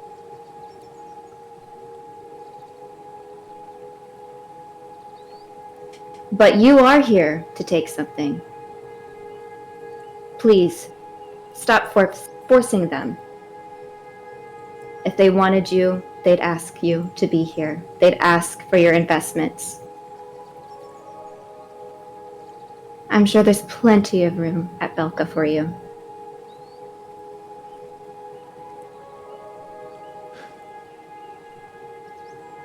Go ahead and make an intimidation check, Bianca.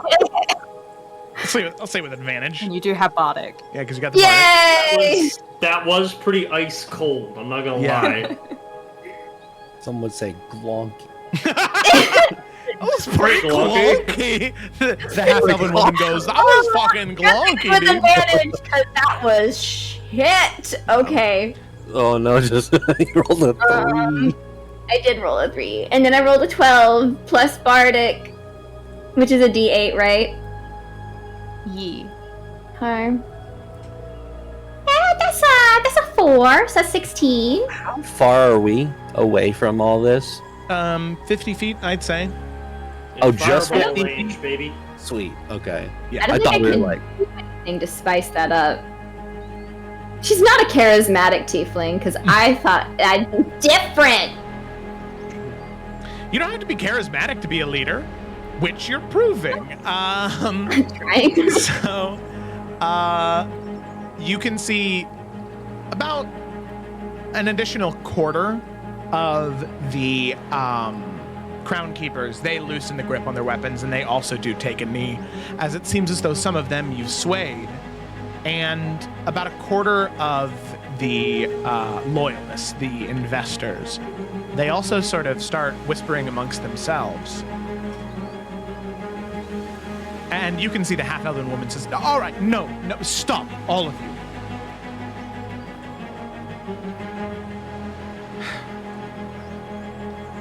Listen, I understand what you're trying to say.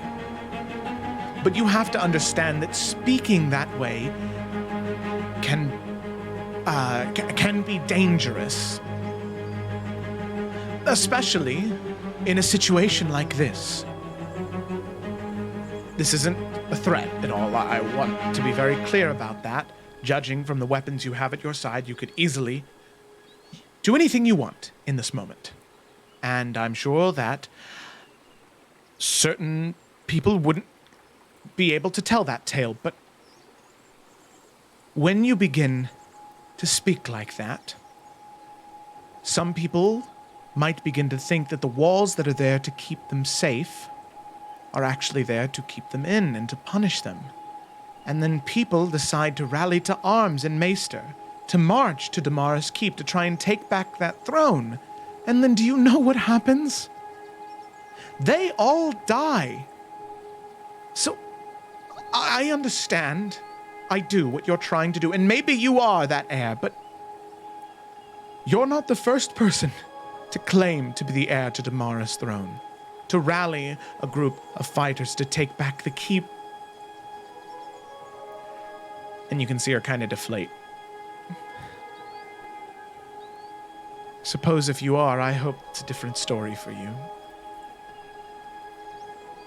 I hope you're not another group of faces that I never see again.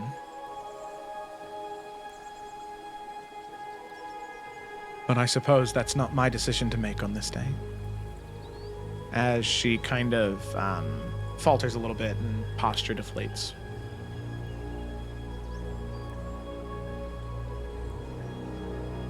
Sometimes people want things because it's different, because it's not something they've had before.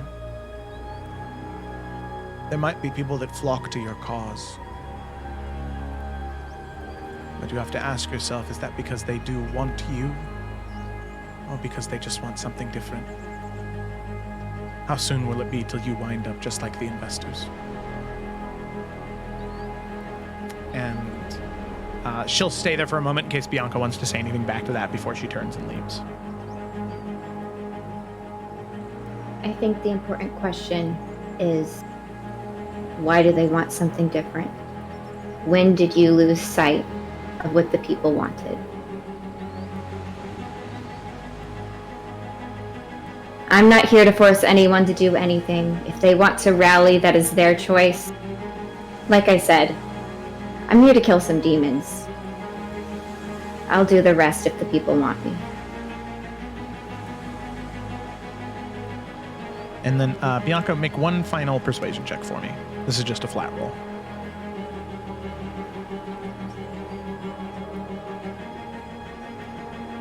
Boop boop 7.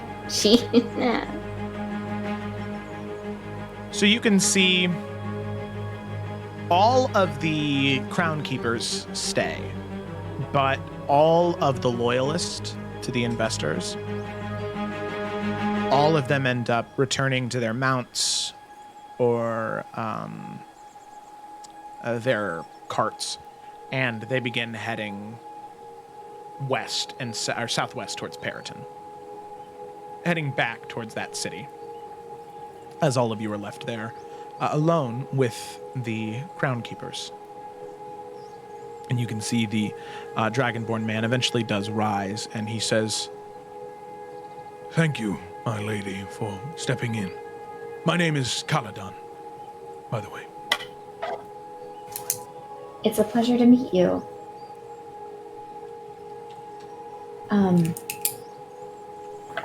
Do you mind if the rest of my party join us?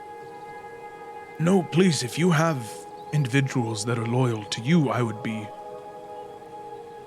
proud to meet them.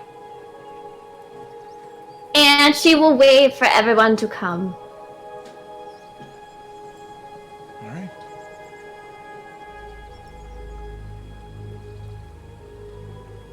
Caladon. Everybody ends up moving forward on the cart or on their mounts.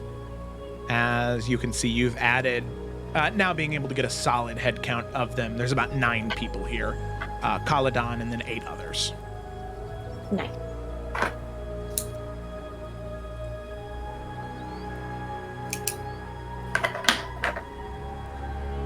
I'm sorry there isn't more I could have done in that moment.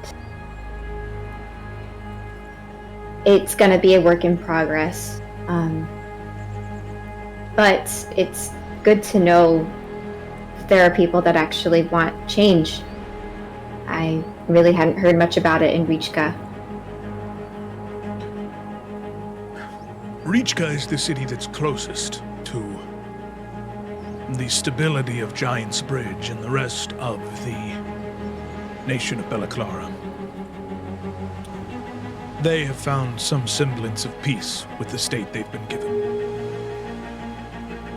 And you can see him look towards the horns for a moment and say, The closer you get to Maester, the more passionate people are for a return to the Queen.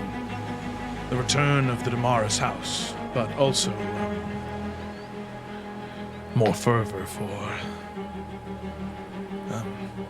individuals like you to be punished.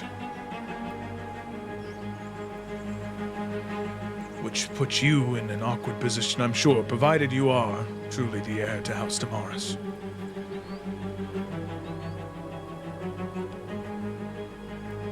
Wouldn't put myself in the position if I wasn't, but I understand that that's just words right now.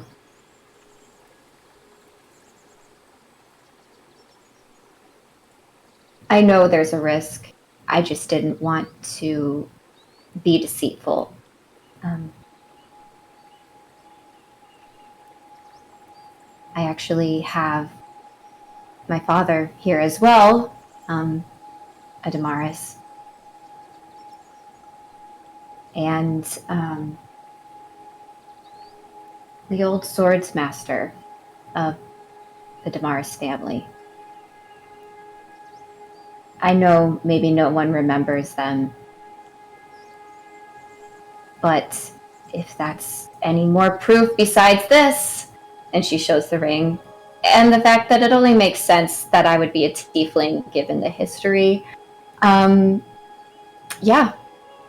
Of course. I would say those names sadly do not ring any bells to me. I'm no leader of the faction, but there are those in Vesna and in Maester that I'm sure would be happy to make your acquaintance. I simply wanted to make a change. I felt called to the purpose of helping the people of Bella Clara. Thank you for that. Of course, I'm happy to be of assistance. All of us are. Right? and he looks towards a few of the people that were a little bit more aggressive towards in Bianca's general direction, and they sort of shrink away a little bit at that and nod. Good.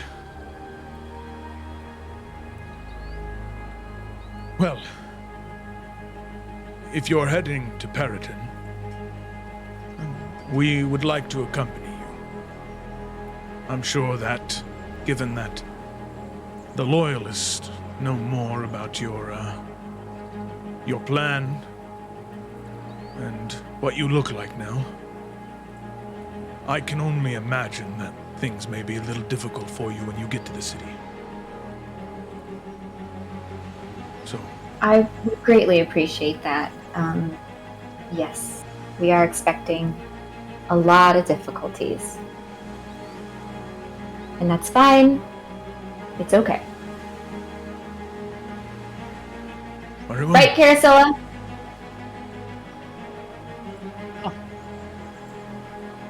I think, given how we've already started off, we seem to be finding ourselves with the right kind of people. And so, I do hope that we continue to do so. And then we'll be fine.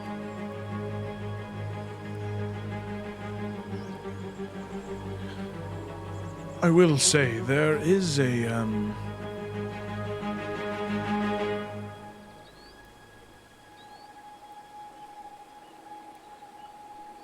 individual, a leader of a smaller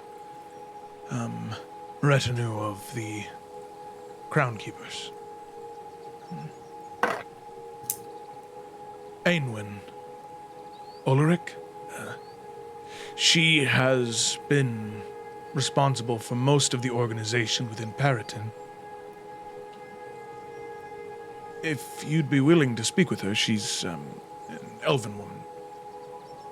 I could potentially set up a time for you to talk when we arrive. Yes, I would very much like to speak with her. Thank you. Of course. Especially after telling her how you sent,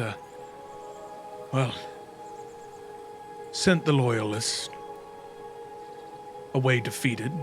Using only your words, I'm sure she'll definitely be more than happy to speak with you. She's never been a fan of bloody conflict. If it can be avoided, me too.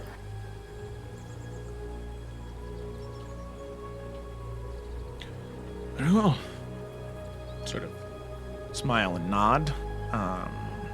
And unless there's anything else, he will, along with his other individuals and their second cart and other group of mounts, they will join in the caravan.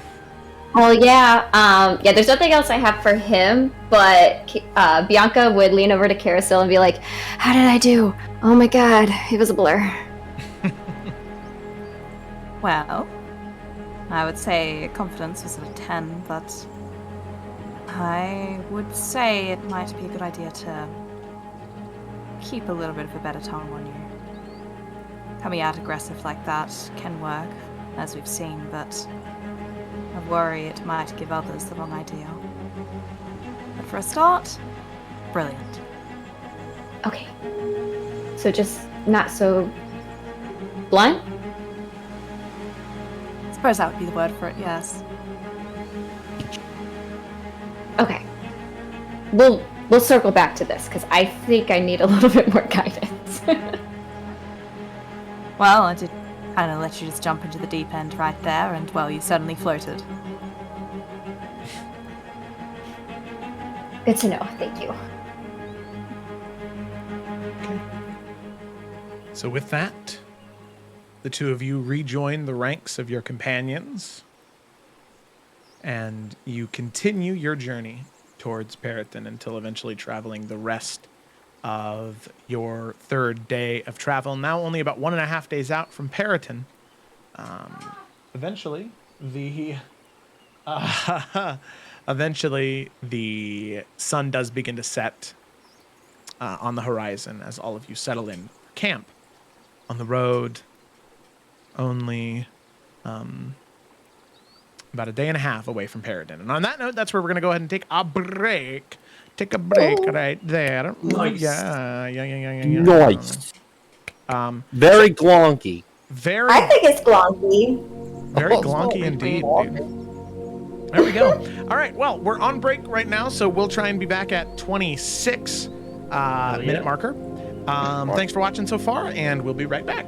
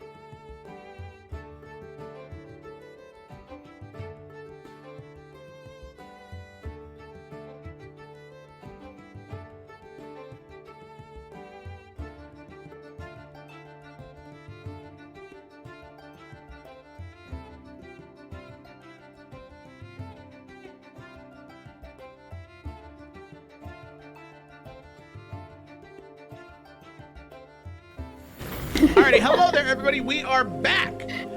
So we're going to dive right back into the session, picking up where we left off. Our group of adventurers found themselves traveling along the road to Periton. And on the road there, they have been collecting allies one by one by one by one. Whether it be Bianca's parents, whether it be Keothi, Kalukatho, whether it be Ajax, Dawn Rider, or whether it be Suna Aki, or whether it be the new, the Sword Master of the Old Kingdom and of the Damaris name, or now their newest allies, the Dragonborn, leading the Crown Keepers. So Kaladon and his small regiment of the Crown Keepers. Our party has grown considerably in size. And it seems as though that's something that is going to be very necessary in the coming weeks and days. So as our party gathers themselves, and now a small caravan moving together, the number of allies growing, they now have a small amount of purpose within Periton. Two things. Oh my goodness, excuse me, sorry. So you get for eating spaghetti That like spaghetti that. coming back. I knew that milk come back to haunt It's all the me. air you inhaled from Yeah. not eating the food. Yeah. So, two big goals now in Periton. For one, they have the goal of speaking with this Ainwin Ulrich, an elven woman who apparently is leading the Crown Keepers in Periton specifically. And then on top of that, they also have the goal of delving into this tower belonging to Isin and apparently holding some type of creature in it. A tower that Ajax had investigated in his journey before meeting the party, and now is ready to head back to with a full force of people behind him. Hopefully, to bring justice to the life that was lost in that moment, Jessica, a member of the All-Seeing Order. Or the Order of the All-Seeing, my bad. So with that, our party now continues on their journey and eventually begins to rest at camp for the night. So now we have got a lot of people resting in the evening, so much so that it's been divided up into two separate campfires. We have the group of Crown Keepers and then the party themselves sort of separated at this current moment. What I will say is that Ildan, Natalia, Keothi, Suna, your NPC companions, they're kind of going back and forth, having small conversations with the people that are there, getting to know them a little bit better, and bridging that gap if there may be one. So you have your allies communicating with one another, having small conversations. Before all of you get ready for watches, is there anything that all of you or any of you would like to do while everyone's still awake and moving around? Yes. At some point, when Ajax is more, like away from people, let's just get a little private word in with him real quick. I was actually going to say that Ajax is actually sword training right now. Out in the open, in front of Swordmaster. Like off into the distance, like on purpose. These two big boys. Ever felt jealousy from afar? This is what it feels like. I mean, she wouldn't interrupt that, but I guess once he's done having his little, I'm a competent person too thing. By the way, Swordmaster doesn't take the bait. He just Oh sees it, no. he'll nod, and then he'll go back to doing what he was doing. Good. Yeah, All and part he's of the plan. Let's just finish that. Ursula would mosey on over, just while he's still by himself. Now, I don't mean to bring any unpleasantness, but I'm not gonna lie, there's something that's been on my mind. Please, speak. Think I've seen enough to have a good enough opinion, but it wasn't just the fact that you were dishonorably discharged, but got a reason as well that you didn't do right by your troops. And I was going to ask about it earlier, but I could see that it is something that evidently you had quite the reaction to before. And so I'm not asking for any more story than you're wishing to tell. Just want to know if it's true then. You did really do something to them. Fuck them over in any way. What stories have you heard of? Nothing in detail. Just that was the reason. I don't know the story behind it at all. Just that you failed them somehow.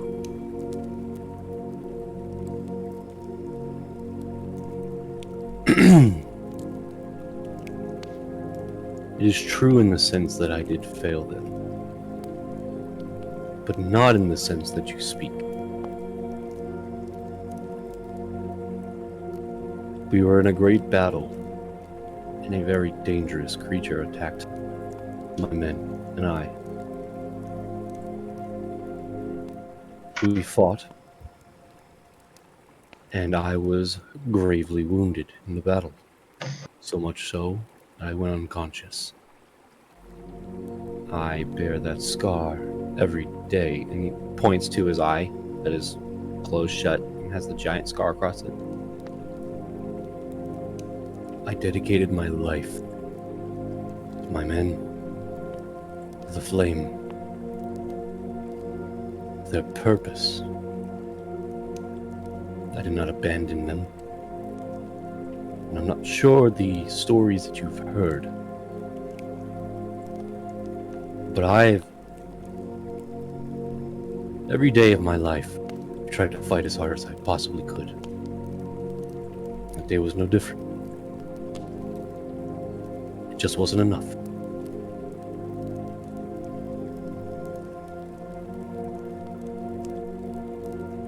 Good.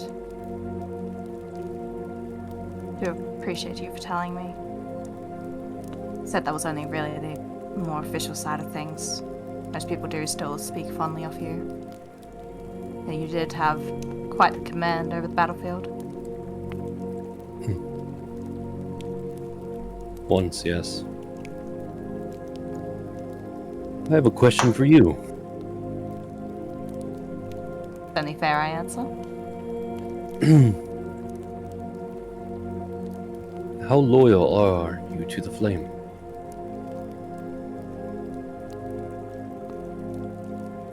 Well, I mean, sworn the oath to it. Believe in it wholeheartedly.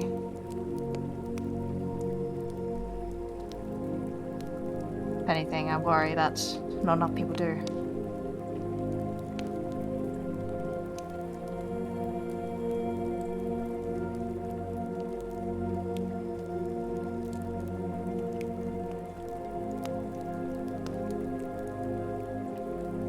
But I do believe it's well and truly one of the few lights that we have in this world. One of the bright ones, at least. Well, I'm here, alright? Protect that. Protect that light. Same light that is apparently in each of us. It's what this all is for.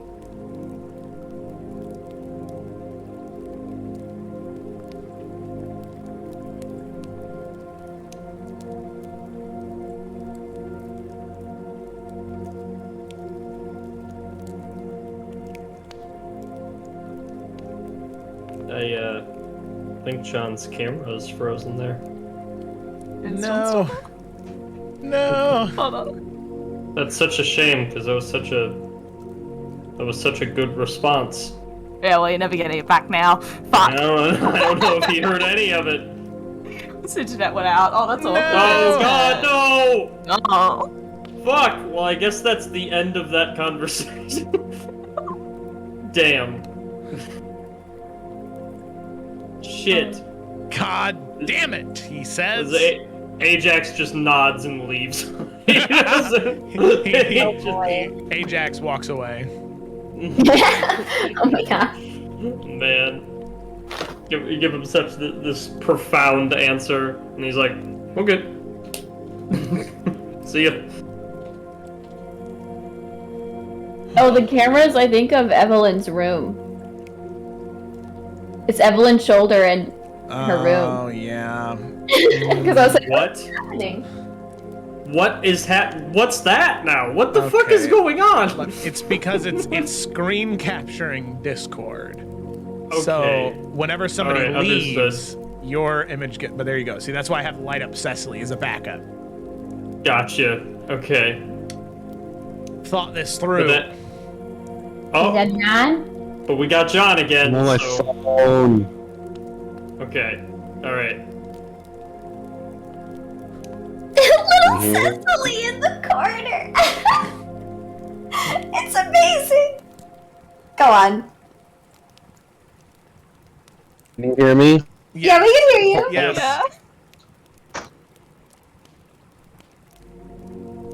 Real question is, how much did you heal?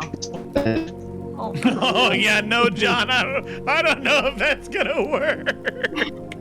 oh buddy. No. I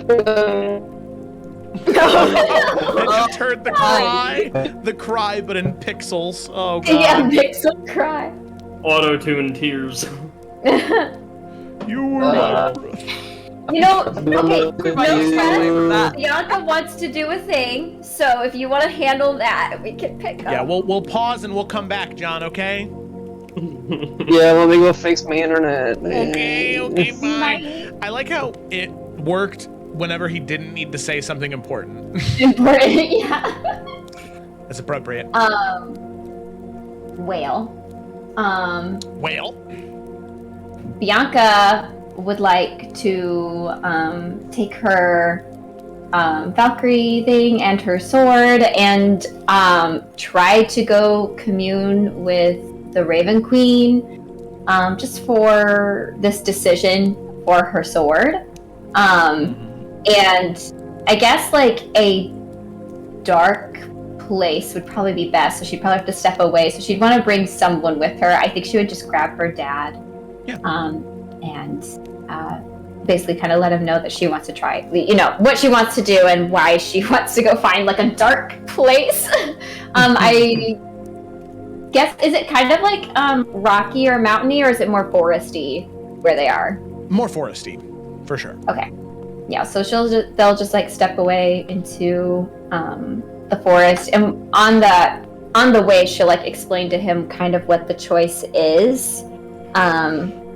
And she will say, I feel like to strengthen my bond with blood could protect me, but if I strengthen my bond with, like, I guess the blood could protect my physicality, my physicalness. Strengthening my bond with the Valkyrie side not only could help heal this land, but I still don't own my soul. And I might need to prioritize that and heal that side of me too, which is something I know the Raven Queen could do for me. I know there's other options, but that's the one I'm closest to right now. I'm afraid that if we keep going to Periton, I still don't own my soul, and I have to face Issen. It doesn't matter if I win or lose, because I lose if I win.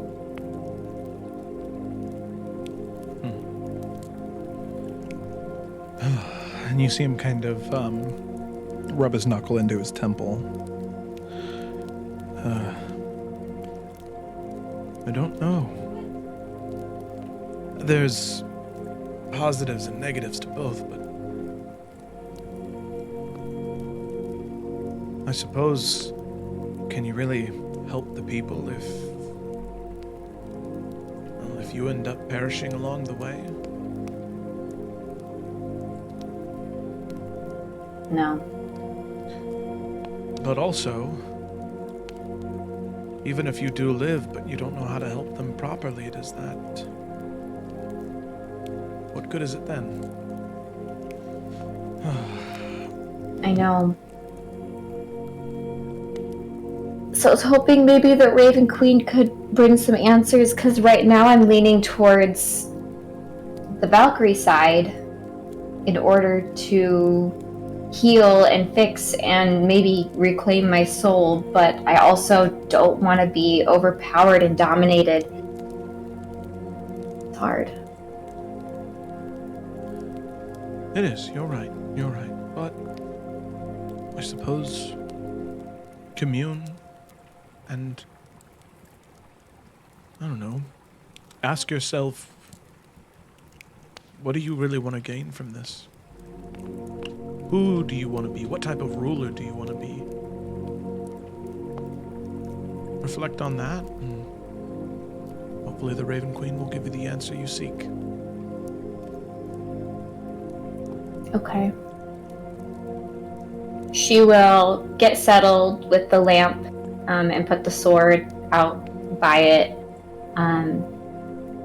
She'll snap her fingers and the blue flame ignites. Close her eyes, and she's very comfortable in the dark. There's not really a way to like feel the darkness, I guess. But maybe just feeling like the heat from the fire, and she'll just kind of focus on that and maybe try and go into a trance that way. Just reaching out, not really with words, but definitely like I would say with her soul. Like she's just putting her being out there, because I think that's what she's most concerned with. Besides just the decision, is just she still doesn't own her soul. Mm-hmm. Yeah. Bianca, as you reach out,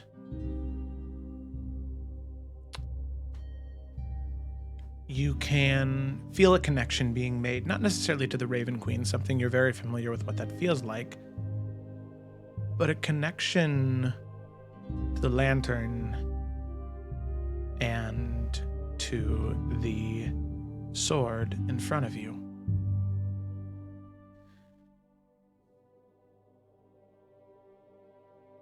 You can feel a part of yourself in each one. And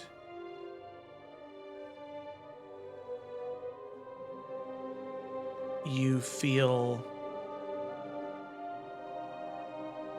these silver threads that connect you to each item, but both of them equal strength, and as much as you are following them, they're tugging you in two separate directions.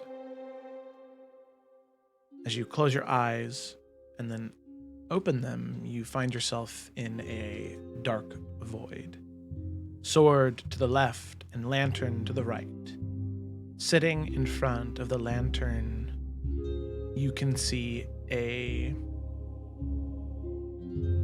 woman, a tiefling, of course, but with light gray skin and long white hair and horns very similar to yours that sort of curl back and up. In fact, a woman that looks a lot like you. A woman that is you. Still a tiefling, but different. Neutral. The woman sitting in front of the store, you also recognize to be you.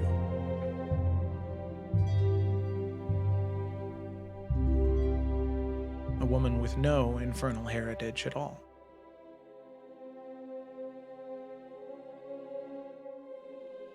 The woman that you could be if Isin would have never taken your soul. You can see both of them look to each other and then look to you. And every once in a while, they speak in unison, but then every once in a while break apart.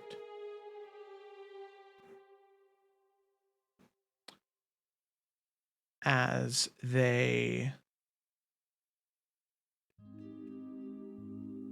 look to you, they do speak. And they say,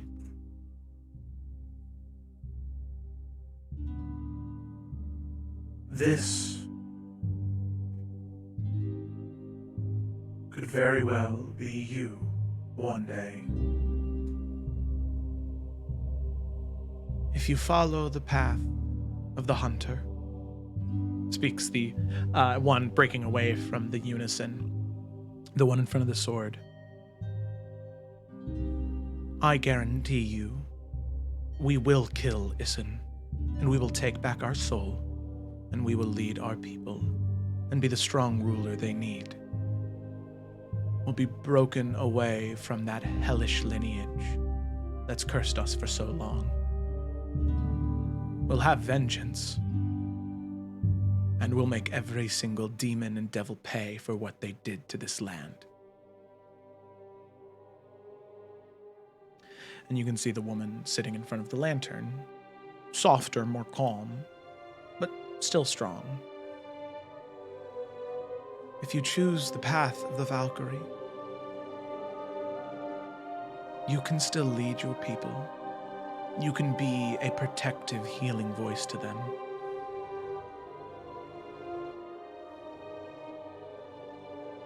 You'll have vengeance, that is true. Isin will pay for what he did to you, but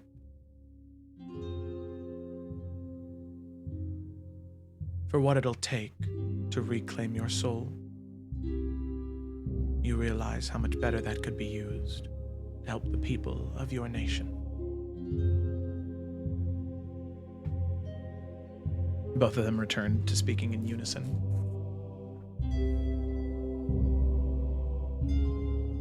We are you.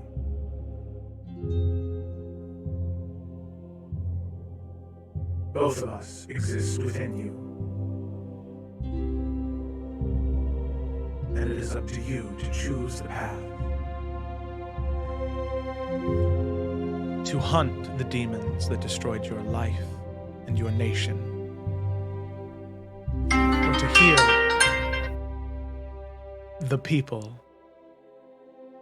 that you now must protect.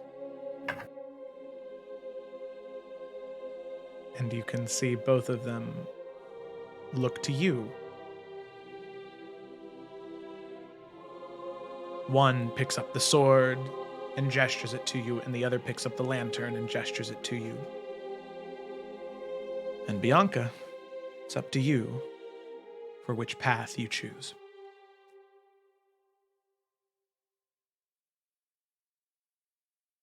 She'll look back and forth to both. And talking to herself, she'll say, I guess there's no perfect, I have it all.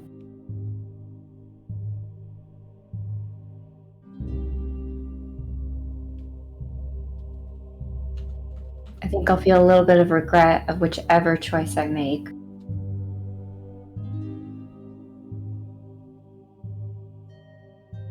But looking towards the sword,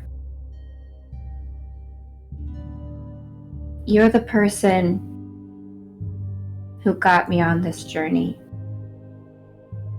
And I owe that a lot to you. I wouldn't be here if you weren't me. But, and then looking to the Valkyrie lantern, I think you're the person I need to become. And she'll start to walk towards the lantern. Okay. You stand and approach.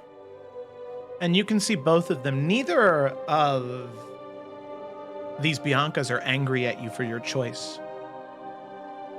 The hunter nods. And the Valkyrie smiles as you grab the lantern. And there's no pain, there's no suffering or twinge. There's a release. Tension that was there. Two halves of you pulling at each other. A small snip. And you feel a flood within you. You remember the tenets of the Valkyrie? bring death to worthy enemies, stand witness to deeds of bravery and heroism, to aid the heroic and to honor the fallen. No longer letting vengeance be your guide, but holding that oath. It's the most important thing to you. You grab the lantern, and as you come out of that trance, you see the sword before you has changed. The lantern stays the same, but it seems as though letting this side of you win, it's changed the other side. It's still very similar in make and design. It is still made of that almost glass-like material. You can tell that it'll still interact with your blood in the same way. But the weapon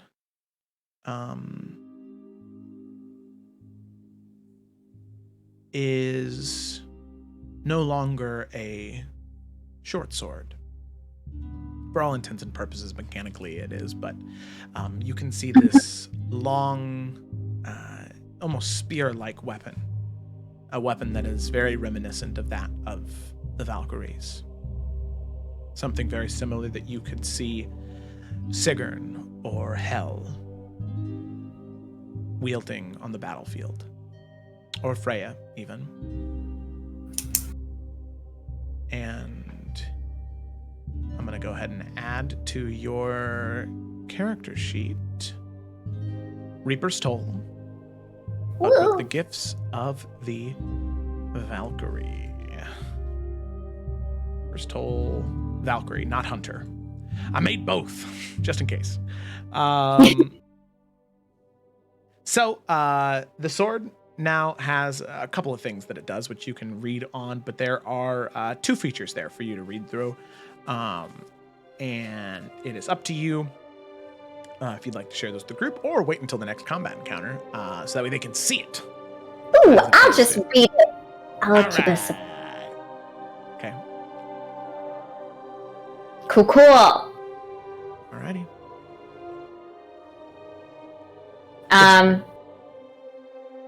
Does she look the same though? As of right now, yes, she does. Okay. Yeah. It seems as though whatever change will come will be from whatever happens with Isin or whatever happens in Periton. That's fair. She will look to her father. I feel better. I made the choice.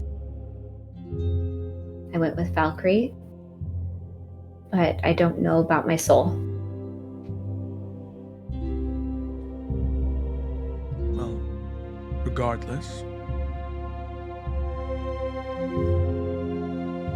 you will make one heck of a Valkyrie, and regardless of what happens with your soul, these people, they'll see the real you, regardless of what the horns and purple skin may lead them to believe. They'll see the Bianca I know. It'll kind of tap his heart and then tap your heart. Yeah, she'll hug him. Yeah. He'll hug you back. And then, she doesn't have anything else to do out here, so they can go back to the camp. Okay. So I can't wait to read my new thing. So we'll pan back to the camp as we zoom back into Carasilla and Ajax. Hard Nice. cut. Ajax. Well, as I was saying, Freeze frame. Resume. For Carasilla. Carasilla, do you want to say your really good line that I'm sure John missed? My good lines? I don't know. That's gone forever now. It's recorded, but I did just send you a little spark notes, John. I don't know if you saw that. Mm-hmm. Yeah, I see that. Believes that working for the light is what it's all for. Same light that's all of us. She stands by that. Yeah. Yep. Jumping back into this conversation is a thing.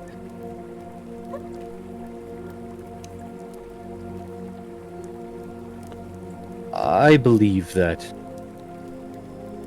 Yes, you are right. That is something I try to stand by. Try not to let the darkness swallow the light. Right? Right?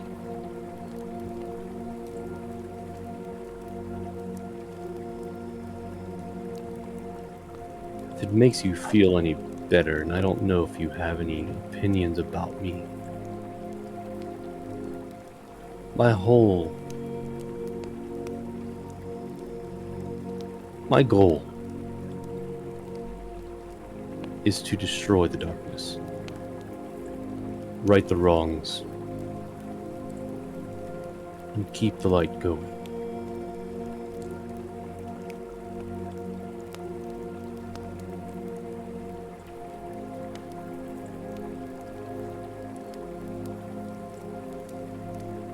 Certainly, something that I can respect. I want to make it clear I don't think there's any reason for any tension. It's just something I needed to heal. I totally understand. Seems that, you and Bianca are very close from what I've observed. Well, you know. She's obviously, as you know, a good person. Like to generally surround myself with those kinds of people. And I think she needs help with what she's going through right now. If I can do that for her, then I'll gladly.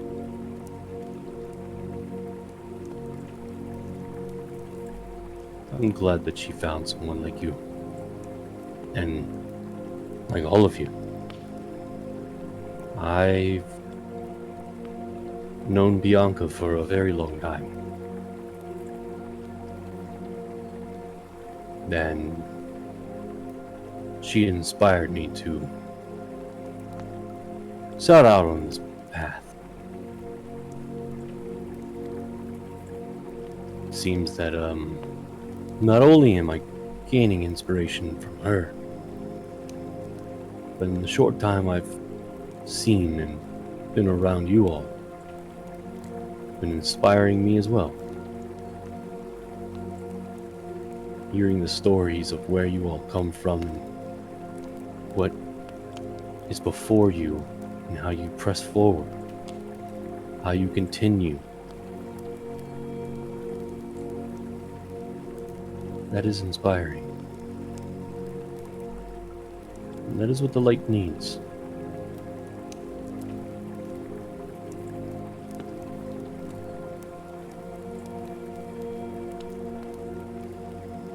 Certainly agree to that. It's nice being able to travel with such numbers. Yeah, I haven't seen an army grow this fast. Suppose that swordmaster doesn't have much to worry about then. I won't. I'd be lying if I said I wasn't a little jealous. Well, you can kind of pick up on it. Yes, Don't worry, you were doing very well back there. I have a lot to learn.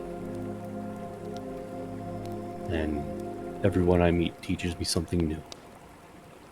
And now there are so many of you, it seems I have quite a bit to learn. I think we're all gonna walk away from this more learned than we came in.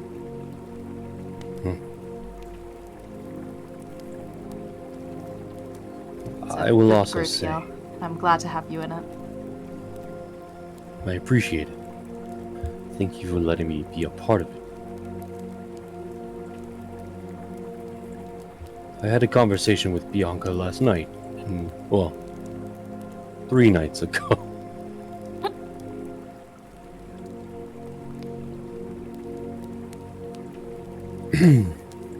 I'm not sure if you've had an encounter with this Isin before. have you? No, I've heard about them enough. That was before my sister and I joined them, so... suppose it'll be a first for me.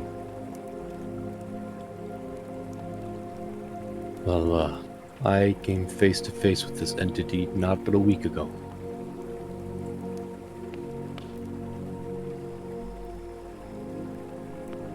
They are very dangerous. And as I've seen, all of you are very capable.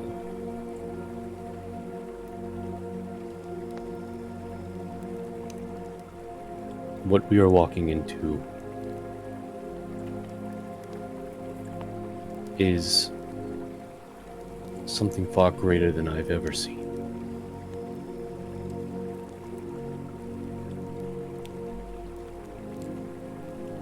And this is for me to say that just as I've protected Bianca, even though she does not need it anymore,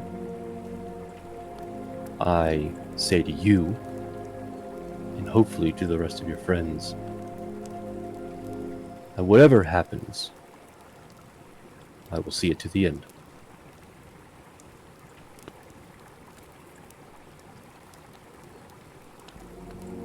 Do worry about what you're alluding to there, but... listen, we've been through some shit odds before. We all scraped by. I think everyone here has seen enough tough days to know how to get themselves through it. And I'm not going to doubt Issen's power. That'd be a foolish thing to do, I know that, but I also know the strength that Bianca has, the strength that the rest of them have. And you certainly wear your own quite well as well. Not to mention, we are growing by the day. I don't see this being anything but a win for us.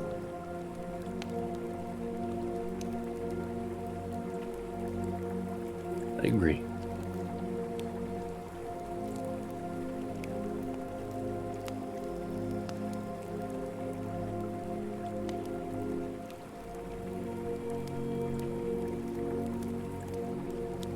Thank you for coming to talk to me. Boss. I always appreciate the company. And you, by the looks of it, and by all accounts, are a good man. Thank you. I will say I also appreciate the company. I haven't had much of it. Is that by choice? No.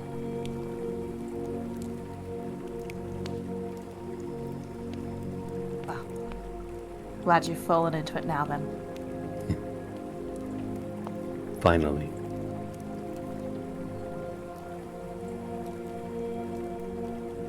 I'm going to keep practicing my swordsmanship because I really want it to be known that I'm good with it. Practicing or displaying, my friend? I feel like those are very different things. Displaying. Look, I'll be honest. I don't like the swordsman guy.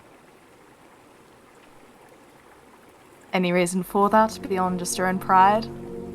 Wink. No. If there's anything we Leonin are, is prideful. Well,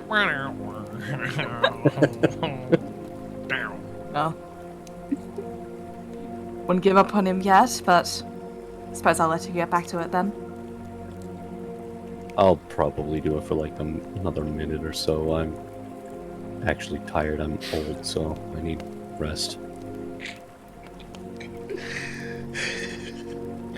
Anyways, he picks up his sword. And as we cut away from that conversation, I would like to cut to Suni. What is Suni doing in this late evening before rest?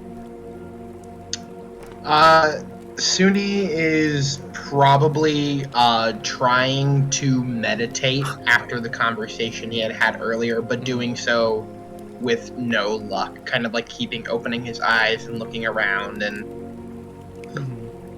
frustration mounting. Suni. Ooh, yeah, that's definitely a hit. You take 2 points of bludgeoning damage as a rock thwack back at your head. He'll shoot his head around, kind of glaring daggers back from that direction. Immediately, as you turn around, you see the sword master, as he says, What happened to being aware? Your surroundings.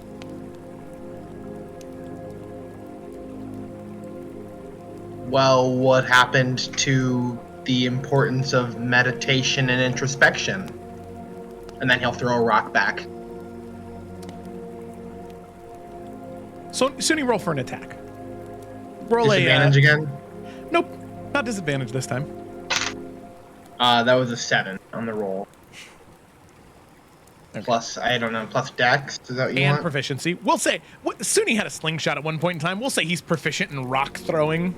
Okay, well then that would be, I guess... I mean, if his AC didn't get hit by a 22, I doubt that's going to hit no matter what. Yeah. You throw the rock, and it tosses, and it kind of arches over his head as he just kind of steps off to the side a bit. And he says, You make a very good point. Walk with me. Suni will kind of begrudgingly stand up and lumber over there. Okay. You end up walking next to him for just a few moments as you end up walking around the campsite to a small ledge that overlooks the other campsite that's pretty close to yours. And he looks down and gestures towards the Dragonborn down there and says, What do you think his purpose is? All Dragonborn are born with one. What do you think his is?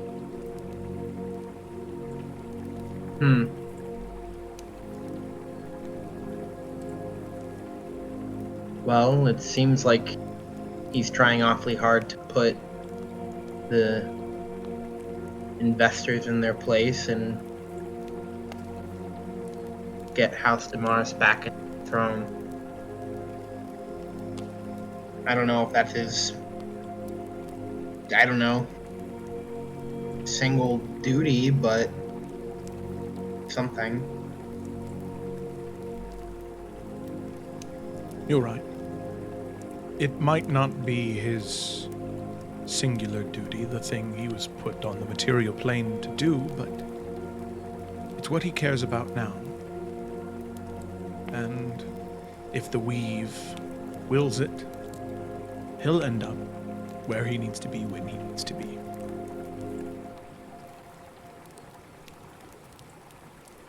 I can't help but feel a similar way about you.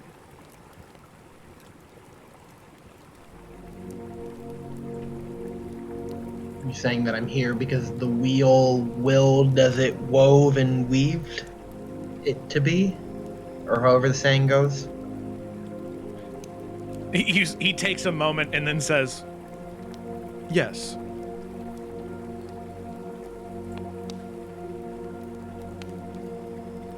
I, in fact, have met you before, as I'm sure you are not surprised to hear. Well, everything's a surprise to me. So.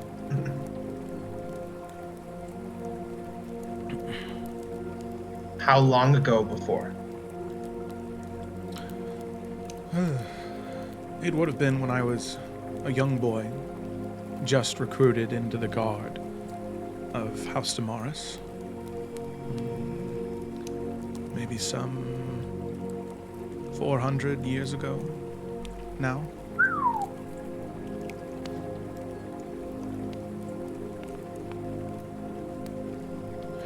Yes, it was quite some time.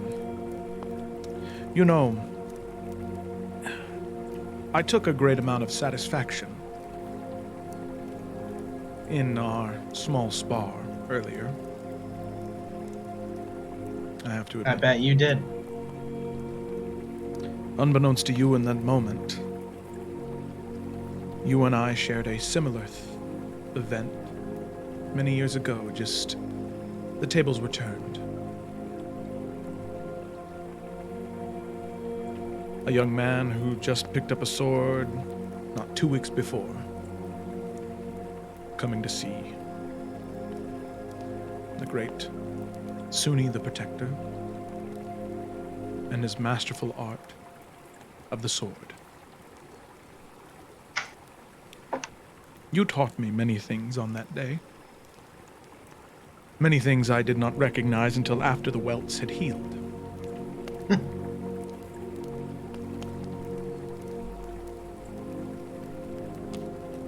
But on this day, I would like to offer you something in return for what you helped teach me.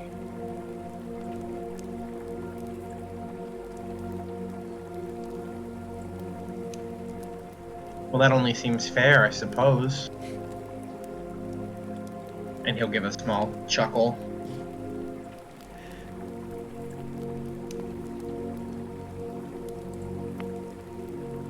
Your blades, when you fought many years ago, they thrummed with magical energy. They were incredibly powerful and a sight to behold. But now I see them and they don't glow the same way they did. The runes are dull. I'm not sure if the magic that ties you to this plane is weakening, or if the magic itself has yet to be reawoken, but regardless, I would like to offer you something to aid in the battles to come. Okay. As a member of the Order of the All-Seeing, periodically there are those that cross my path that have an uncanny ability to wield the weapons they do. Those who are light on their feet, quick with their reflexes, and wise beyond their years.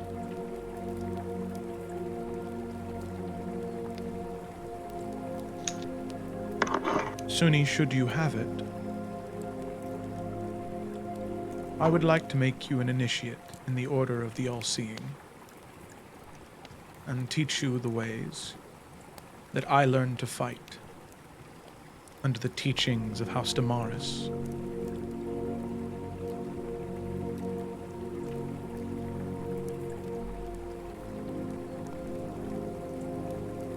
But I don't have a home or a land to protect. I mean, all the land, I guess. Well,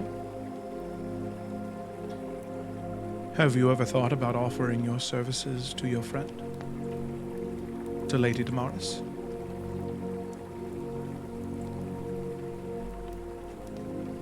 She knows I'd die by her side.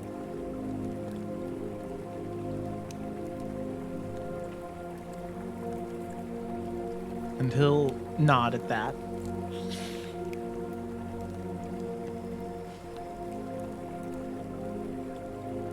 That's good. With where all of us are going, the likelihood of all of us living is very slim. Which is why, Suni, I'd like to give you a fighting chance, should your weapons fail you.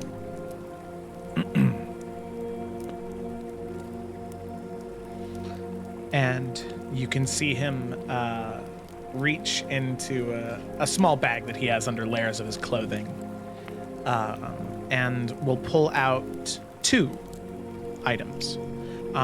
2 bladeless, hiltless, or crossguardless hilts. You can see they are what look to be wood and metal. So like these very, very nice, deep, like mahogany colored wood with layers and etchings and fillings of gold and silver interlaced and interconnected that end in a metal top that seem to be glowing with arcane runes. And he hands you 2 of them. What the hell is this? They're moonblades, weapons of the Order of the All-Seeing, the weapons we use every day to fight against the fiends that attack our city.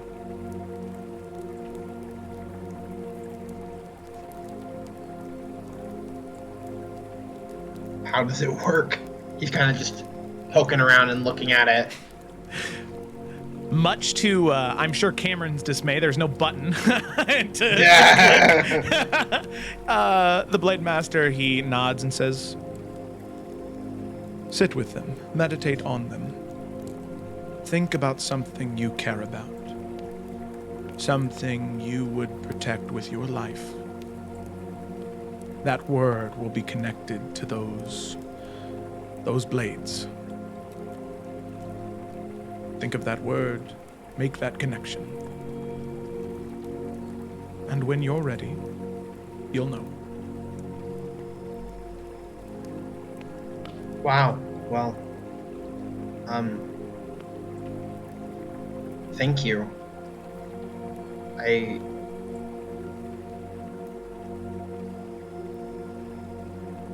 I'm gonna think a lot about what you said about your offer. And he'll nod. You're obviously very gifted, so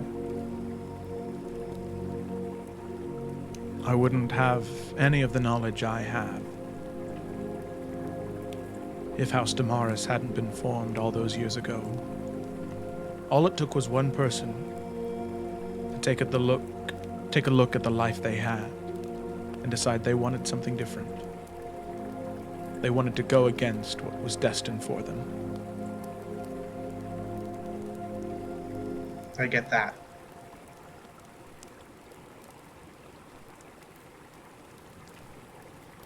Think on the blades. Think of a word. And I have a feeling I'll know when you've connected to them. Thank you. And he'll nod and he'll walk away as you sit there to meditate on the swords. So, Suni, as you sit there and you meditate, what's the word that you think of to like connect you to these blades? I'm such an indecisive person. I cannot make this decision right on the spot. I'm so sorry. To the moon. To the moon. Moon! To the moon. That'd be the worst memed in Illica since Stamina. Terrible. Stamina. So, It Cameron, could be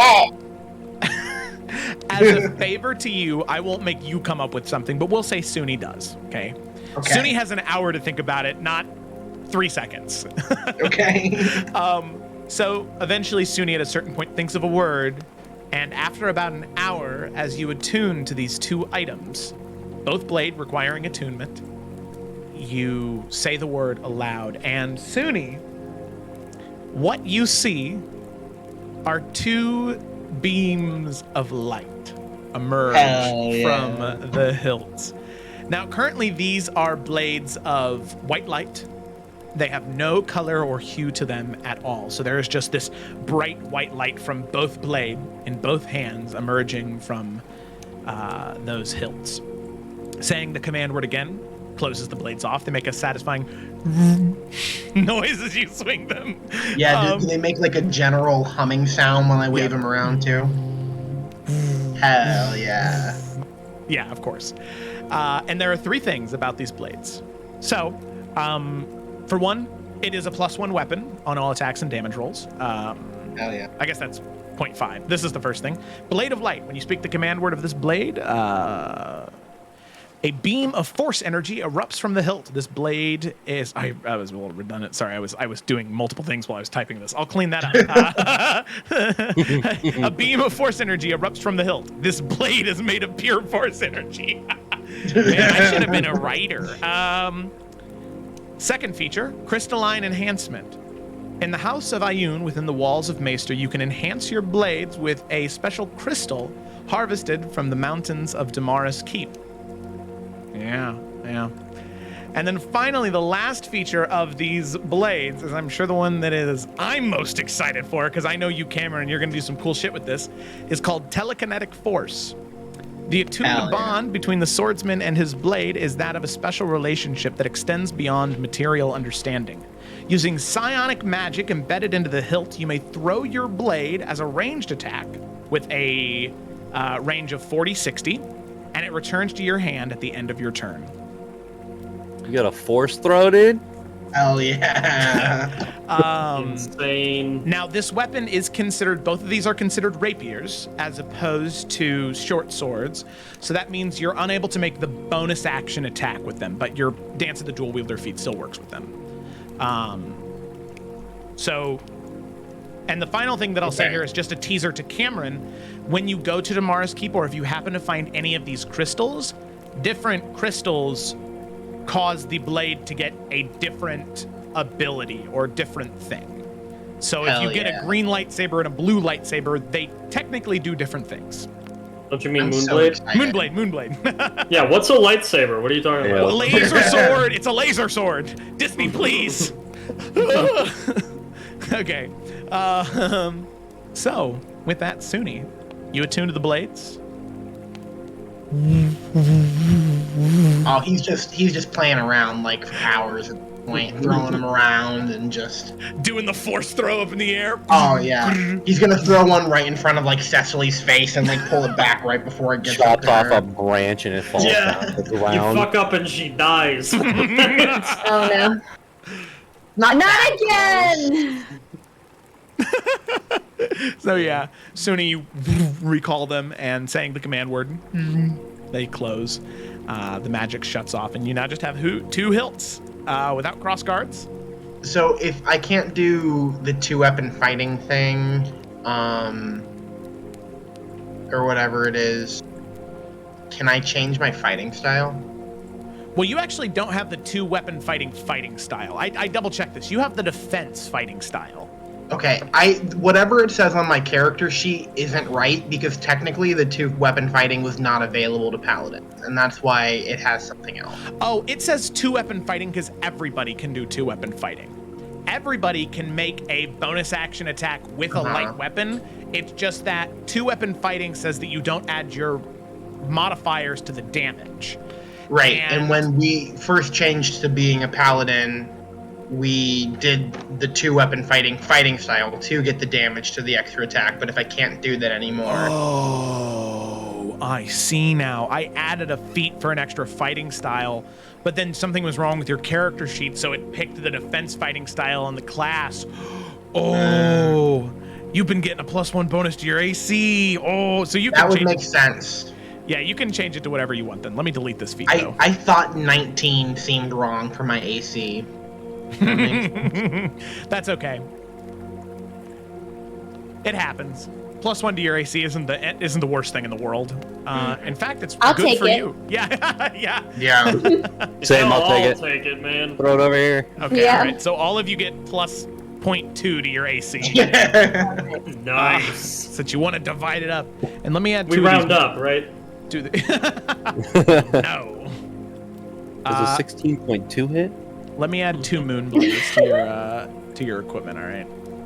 Hell yeah. There you go. 2 moon blades. Tuned to each one. And there you Yeah. AC is 12, but we round up to the nearest 20. go. Yes. Alrighty. So with that, Suni, you attune to them, and you can see the sword master. He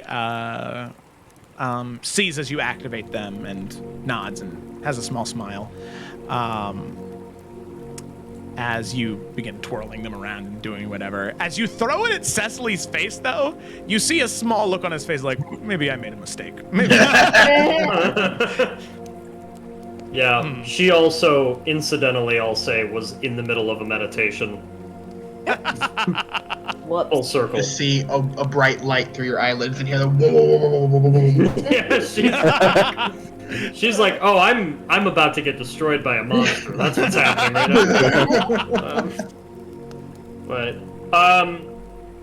Cecily wants to talk to Kyo, and I could either do that now or take watch with her, depending on whatever works best at this point. Yeah, you can have that conversation now.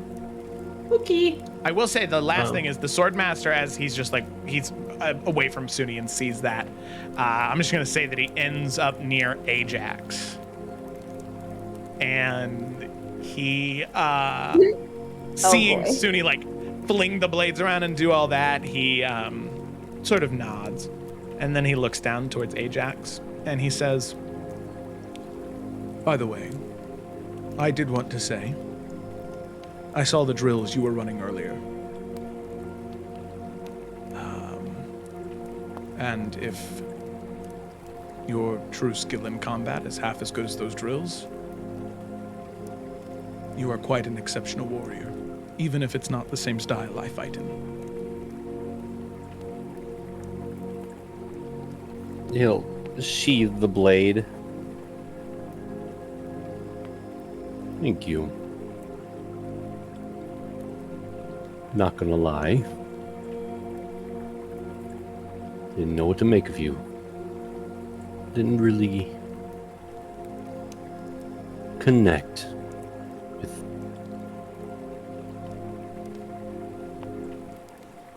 You seem like a good enough person. Thank you. Many people, especially those with more divine connections like yourself, feel that way initially. You've been face to face with many agents of the dark forces of the world, I suppose I can say. Too many to count. Have you ever fought a Banshee? Yes. That might explain the distrust then. The same way we of House Damaris fight is the same way the Banshee do. Both halves descended from the same style of fighting. That of House Baynir.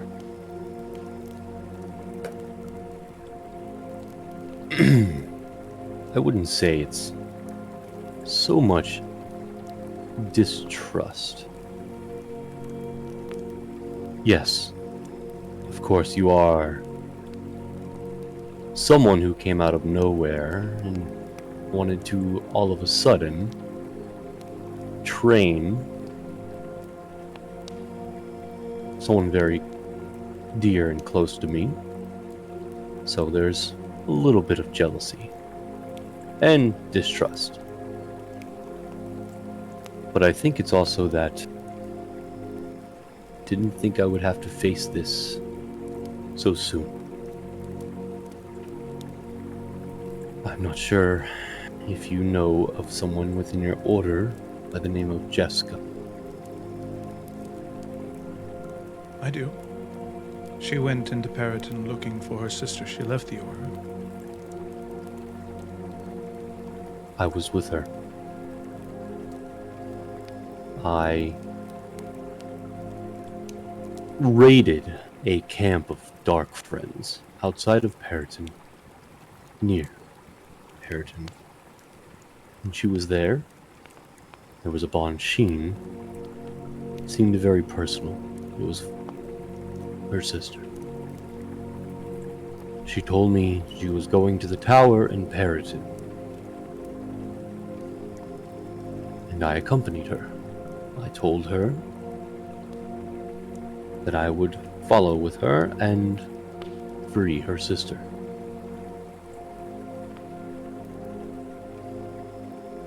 We went to the tower we found ledgers, books, and, well, we were surprised and attacked by multiple Bonchines and what I believe is a demon by the name of Issa. I tried to stay behind and give her a chance to get out. But she created a dimension door behind me and threw me through it.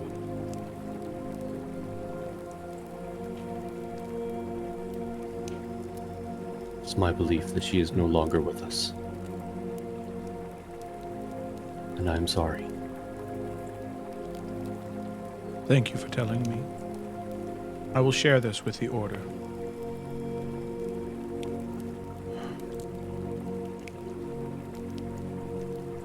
She always acted on her emotions, regardless of what the logical choice was. For a time it was her greatest strength, but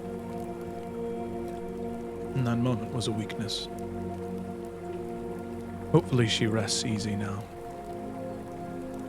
But if she died at the hands of that demon, I've heard of what that demon can do. I just hope for my sake and yours,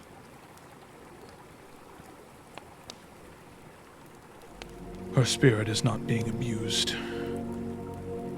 and is not owned by this Isin now, or else we will have much to worry about.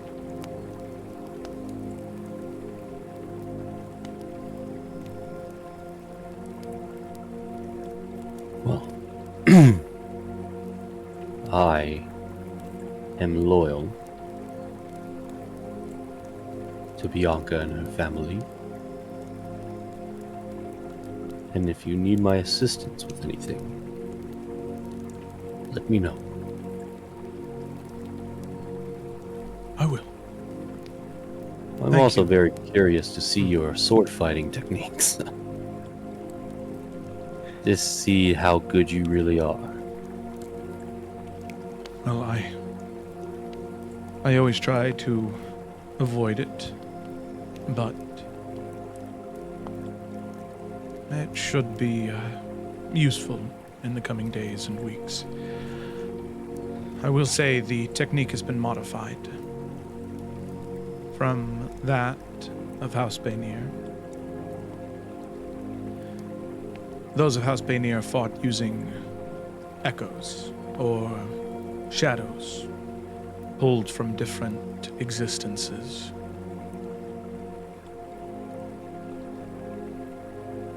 When the founder of House Damaris left, not only did he leave his name behind, but he left that behind as well. Instead of summoning a direct echo, tried to create a flurry of blows that made it seem like there were double. But aside from that, I would like it to be known that I am excited to see how you are on the battlefield as well. Not very often am I back to back with someone of strength. Much more death by 1,000 cuts I find myself in.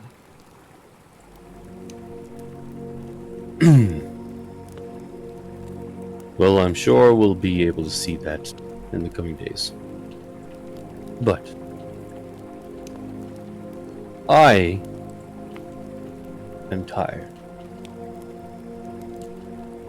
And I'm done showing off. So I'm going to bed. Good night, Swordmaster. And he'll nod at that. And he'll do the same. So then, Cecily, we cut to you as you go to find Keothi. She is sitting around the fire with the other group of crown keepers, listening to them talk and listening to them tell their stories. As you approach, she'll sort of wave you down. Cool. She'll Sessa will sit and listen for a little bit, but she won't start speaking too much until they have a moment alone, or at least kind of separated from everybody. But, you know, she'll sit there for a while, kind of let any of the crown keepers, if they ask, she'll mention the whole Daughter of Tyr thing, and she'll show them a fucking thing or two. Yeah, of course. But she'll just politely wait for that moment to come, and then she'll. So been a while. What has happened? You said you heard about what happened in the north. I guess you heard about. Guess you heard about my family too, right?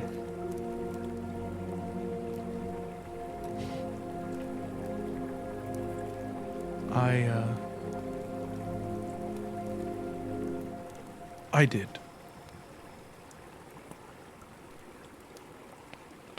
And I'm glad that... Well, for a time I was very worried. I didn't know if all of you had gotten out.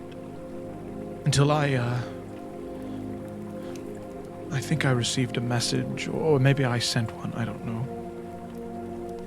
And I knew that at least one of you were all right. And I knew that regardless of what happened, if one of you was all right, that means the rest of you were.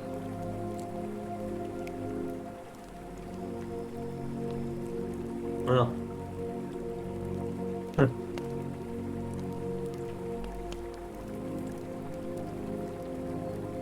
You know what it's like to change your last name, right? At least a little bit. A little bit, yeah.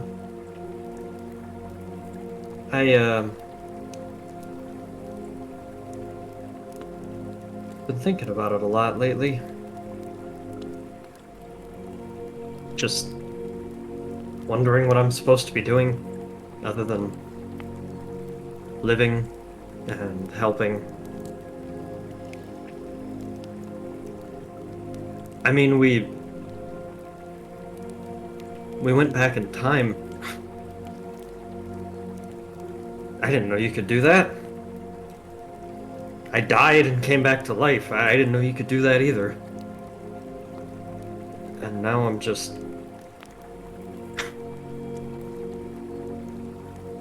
I'm doing okay, but I'm thinking about a lot of things, you know? I mean, I'm thinking about all those little moments that got me here, and if somehow I could go back to. I mean, for one, I would have been a little nicer to you at that party when we first met. It's okay, I was a bit of a dork back then. I probably deserved it. I don't think many people deserved the way I was back there.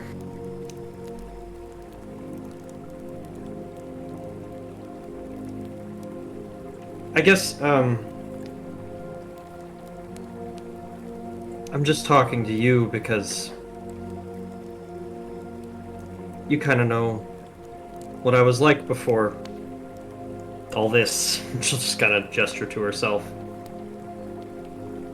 And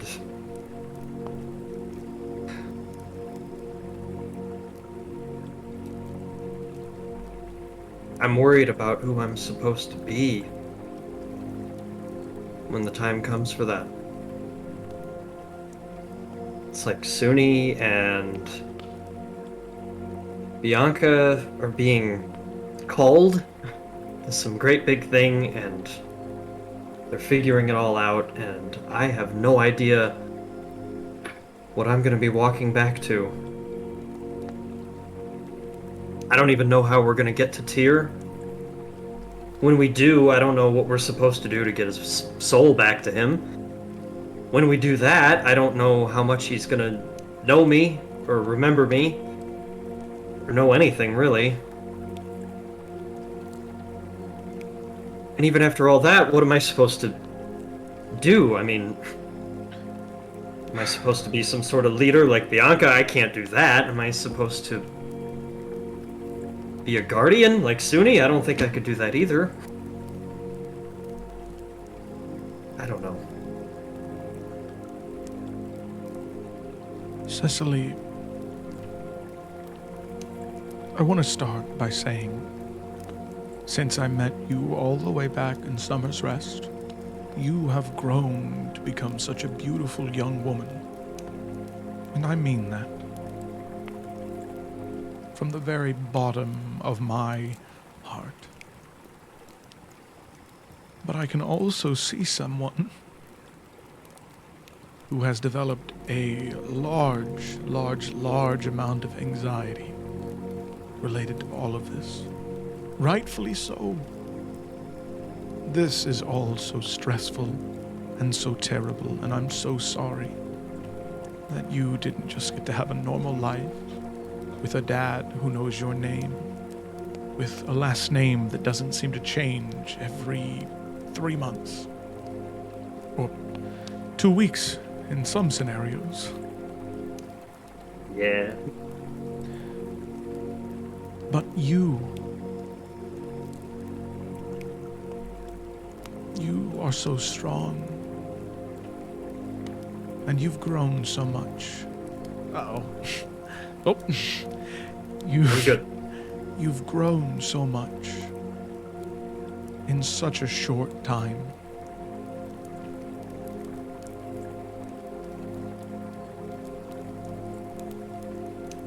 And the one thing I want to say is don't get so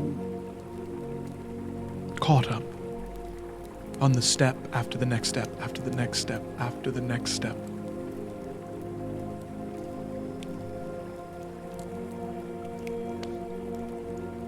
What worries, what we should be concerned with is what's right there in front of us. What we can immediately solve and fix. Be aware of what's in the future, but try to keep it out of mind. No one knows how Tyr's going to react when you give him his soul back.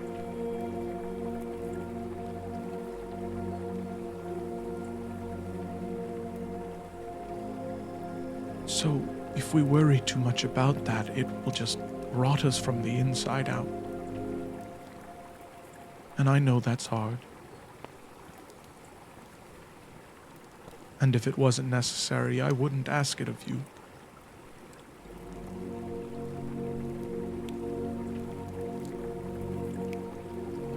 But I don't start to worry about what's going to happen to the Kalukatho people after we defeat the Dark One. Because I don't know if we've defeated the Dark One yet. I can't worry about being a leader right now, because I have to make sure all of my friends stay safe.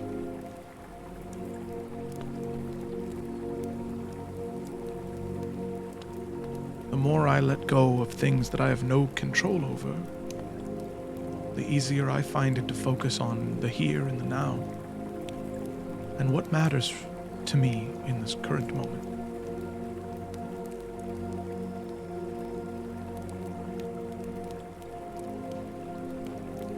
You know, I know you're already a grown-up or whatever, but you've kind of grown up too. Yes. It's crazy what fighting and seemingly unending war against the Dark One will do to someone. Mm-hmm.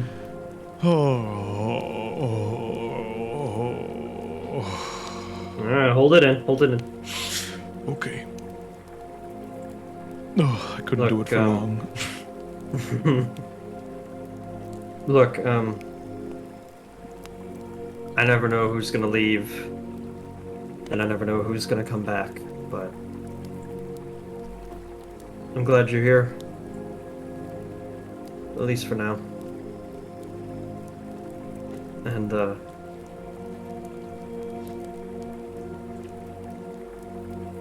well, even if I can't actually go back in time to fix everything,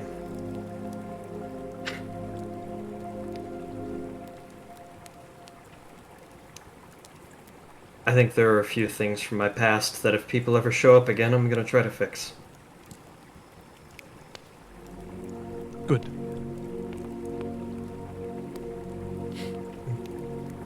And, she'll just kind of lean into Kyo for a moment.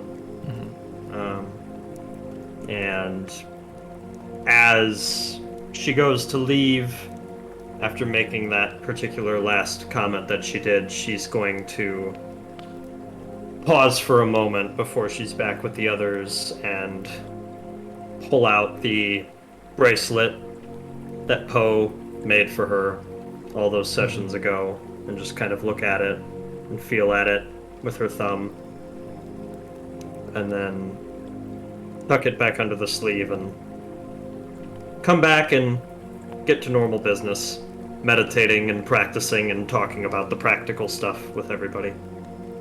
Okay. Sounds good to me.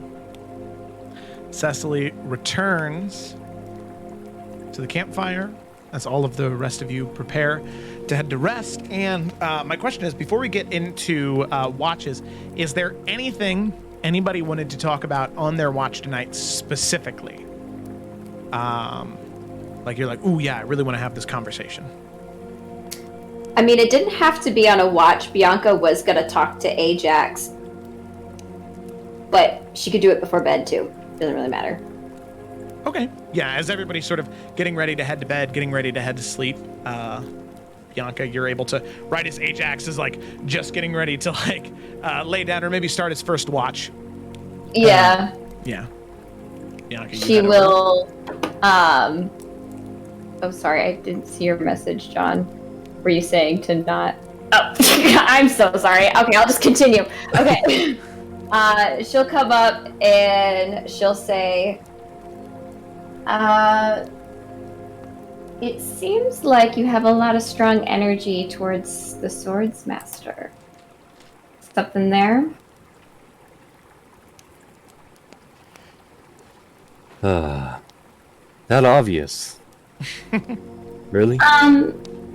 Look, I know you're prideful, but to just blatantly do a bunch of sword practice, showing off, that's not normally your style. I was purely training. Mm-hmm. Fine. I was showing off. Why do you feel like you need to do that?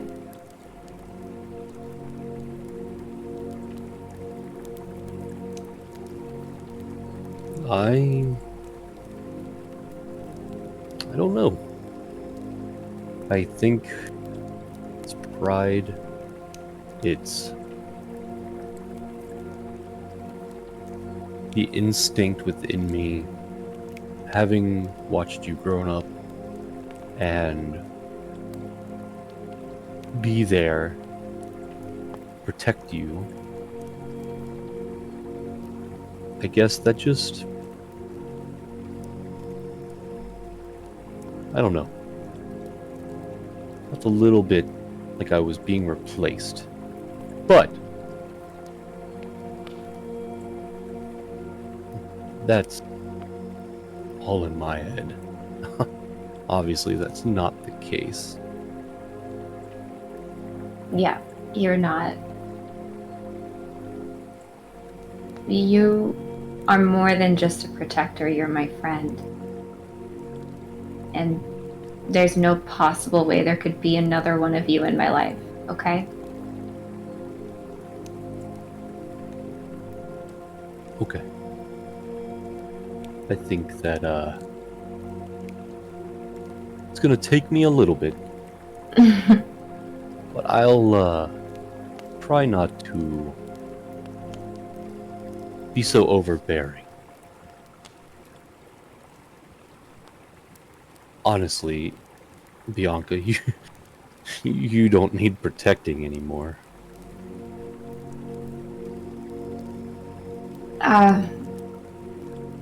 No, not really. But what I do need is help protecting these guys. I've honestly been living your example.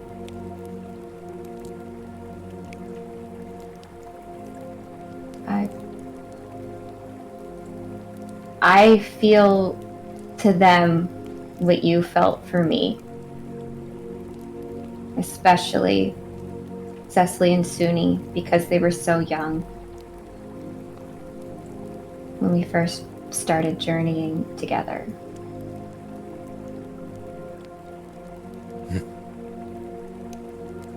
Well,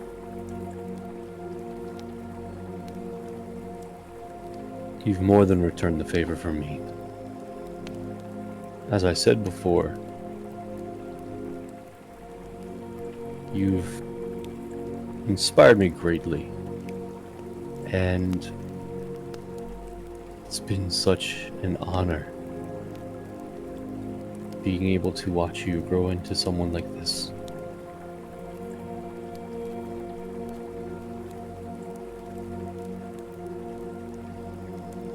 I couldn't have done it without you. But You could have, you just would have had more trouble. definitely more trouble.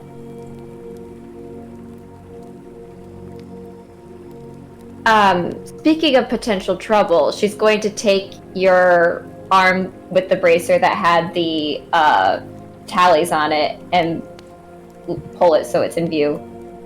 What is this? Those are tally marks. For Counting. counting what? We could play this game all night. And I know you need your rest, so I am old. I didn't say that. They are tally marks for the ones that put up a fight. Specifically, dark friends.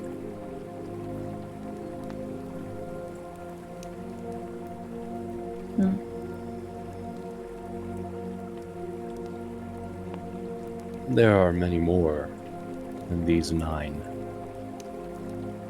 It's just that they were forgettable. Not What worth my makes time. 9 not? Ugh. Close calls, exhaustion in combat, having to think outside of the box. These ones really pushed my skills. And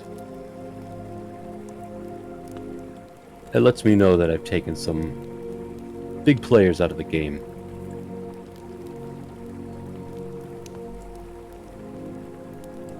That's good to know. 9 down. And however many more there are.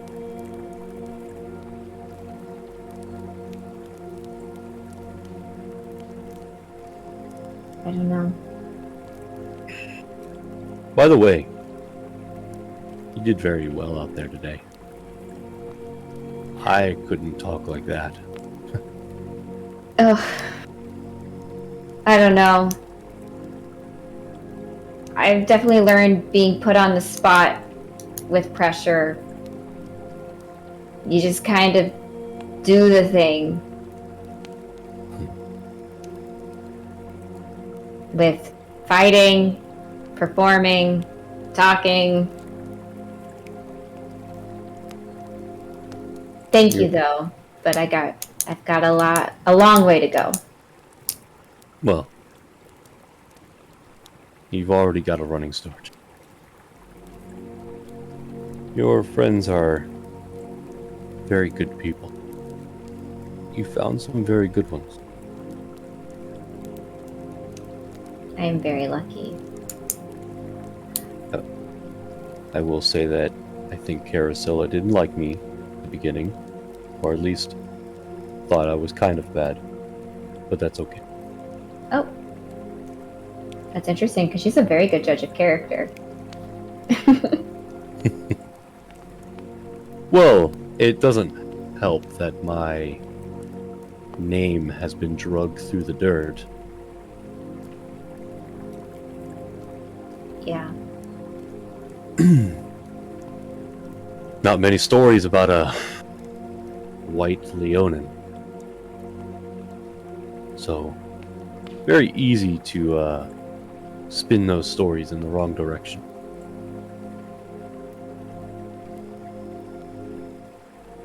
I mean, if she hasn't yet, I think she'll come around. Oh, she talked to me. I think we cleared it up. I think we're okay. Like I said, she is a very good judge of character, so she probably just needed a moment to get to know you.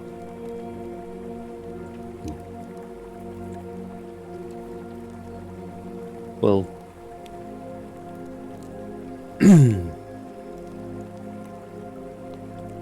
I keep saying this, but I am tired. I do need to go to bed. Fair enough. I don't know. Wanted to check in with you. You seemed off today. Yeah. I'm also kind of getting back to being used to having company around. I haven't had that quite often. So. And we've gained, what now, 20 of us? Oh my gosh, yeah, I know it keeps growing, which is good. Oh, it's very good. It's a lot. I so You have a small army.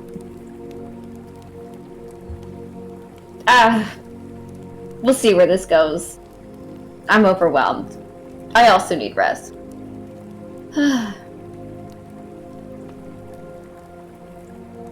I'm surprised I haven't freaked out yet. Okay, all right. Well, if you need anyone to talk to, I'm around. Good night, Bianca. You as well. Good night. Alrighty. So, with that, the talk concluded. As all of you get ready to head into your watches, I'll ask one more time, was there any conversations that wanted to happen over watches, or pretty much just business as usual? Cecily would like to take watch with Suni. Okay. That's it. Okay, so yeah, we'll go ahead and divide up watches then. So we have Cecily and Suni on one watch here. We'll say that. Yeah, so we'll say second watch. Anybody for first watch then? Specifics? I'll take first watch since everyone else is tired. Oh, I'll take it. There you go. I'll Ben. take it with Carasilla. Nice. Yeah, boy. Ajax, that means you're on last watch. And He you'll said get that. it. Someone on first watch with us. It's kind of a thing that she's always on watch with Carousel. Brings me. Yeah. No, she's gonna be. Natalia's gonna be on watch with Ajax. Oh, fuck. Bitch. Okay, alrighty. So as we get into our watches, the first watch begins with Carasilla and Bianca as the two of you settle in at the campfire, ready to have your discussion. Sadly, that's where we're going to go ahead and end tonight's session, because we've already gone over by about a half an hour. So apologies for that. So I'll make this short. Thanks for watching, everybody. Hope you enjoyed. If you're watching on Twitch, be sure to follow. If you're watching on YouTube, be sure to subscribe and like the video and comment a favorite moment you had from the session. That'd be pretty cool if you did. All right. So with that, thanks for watching, everybody, and we'll see you next time.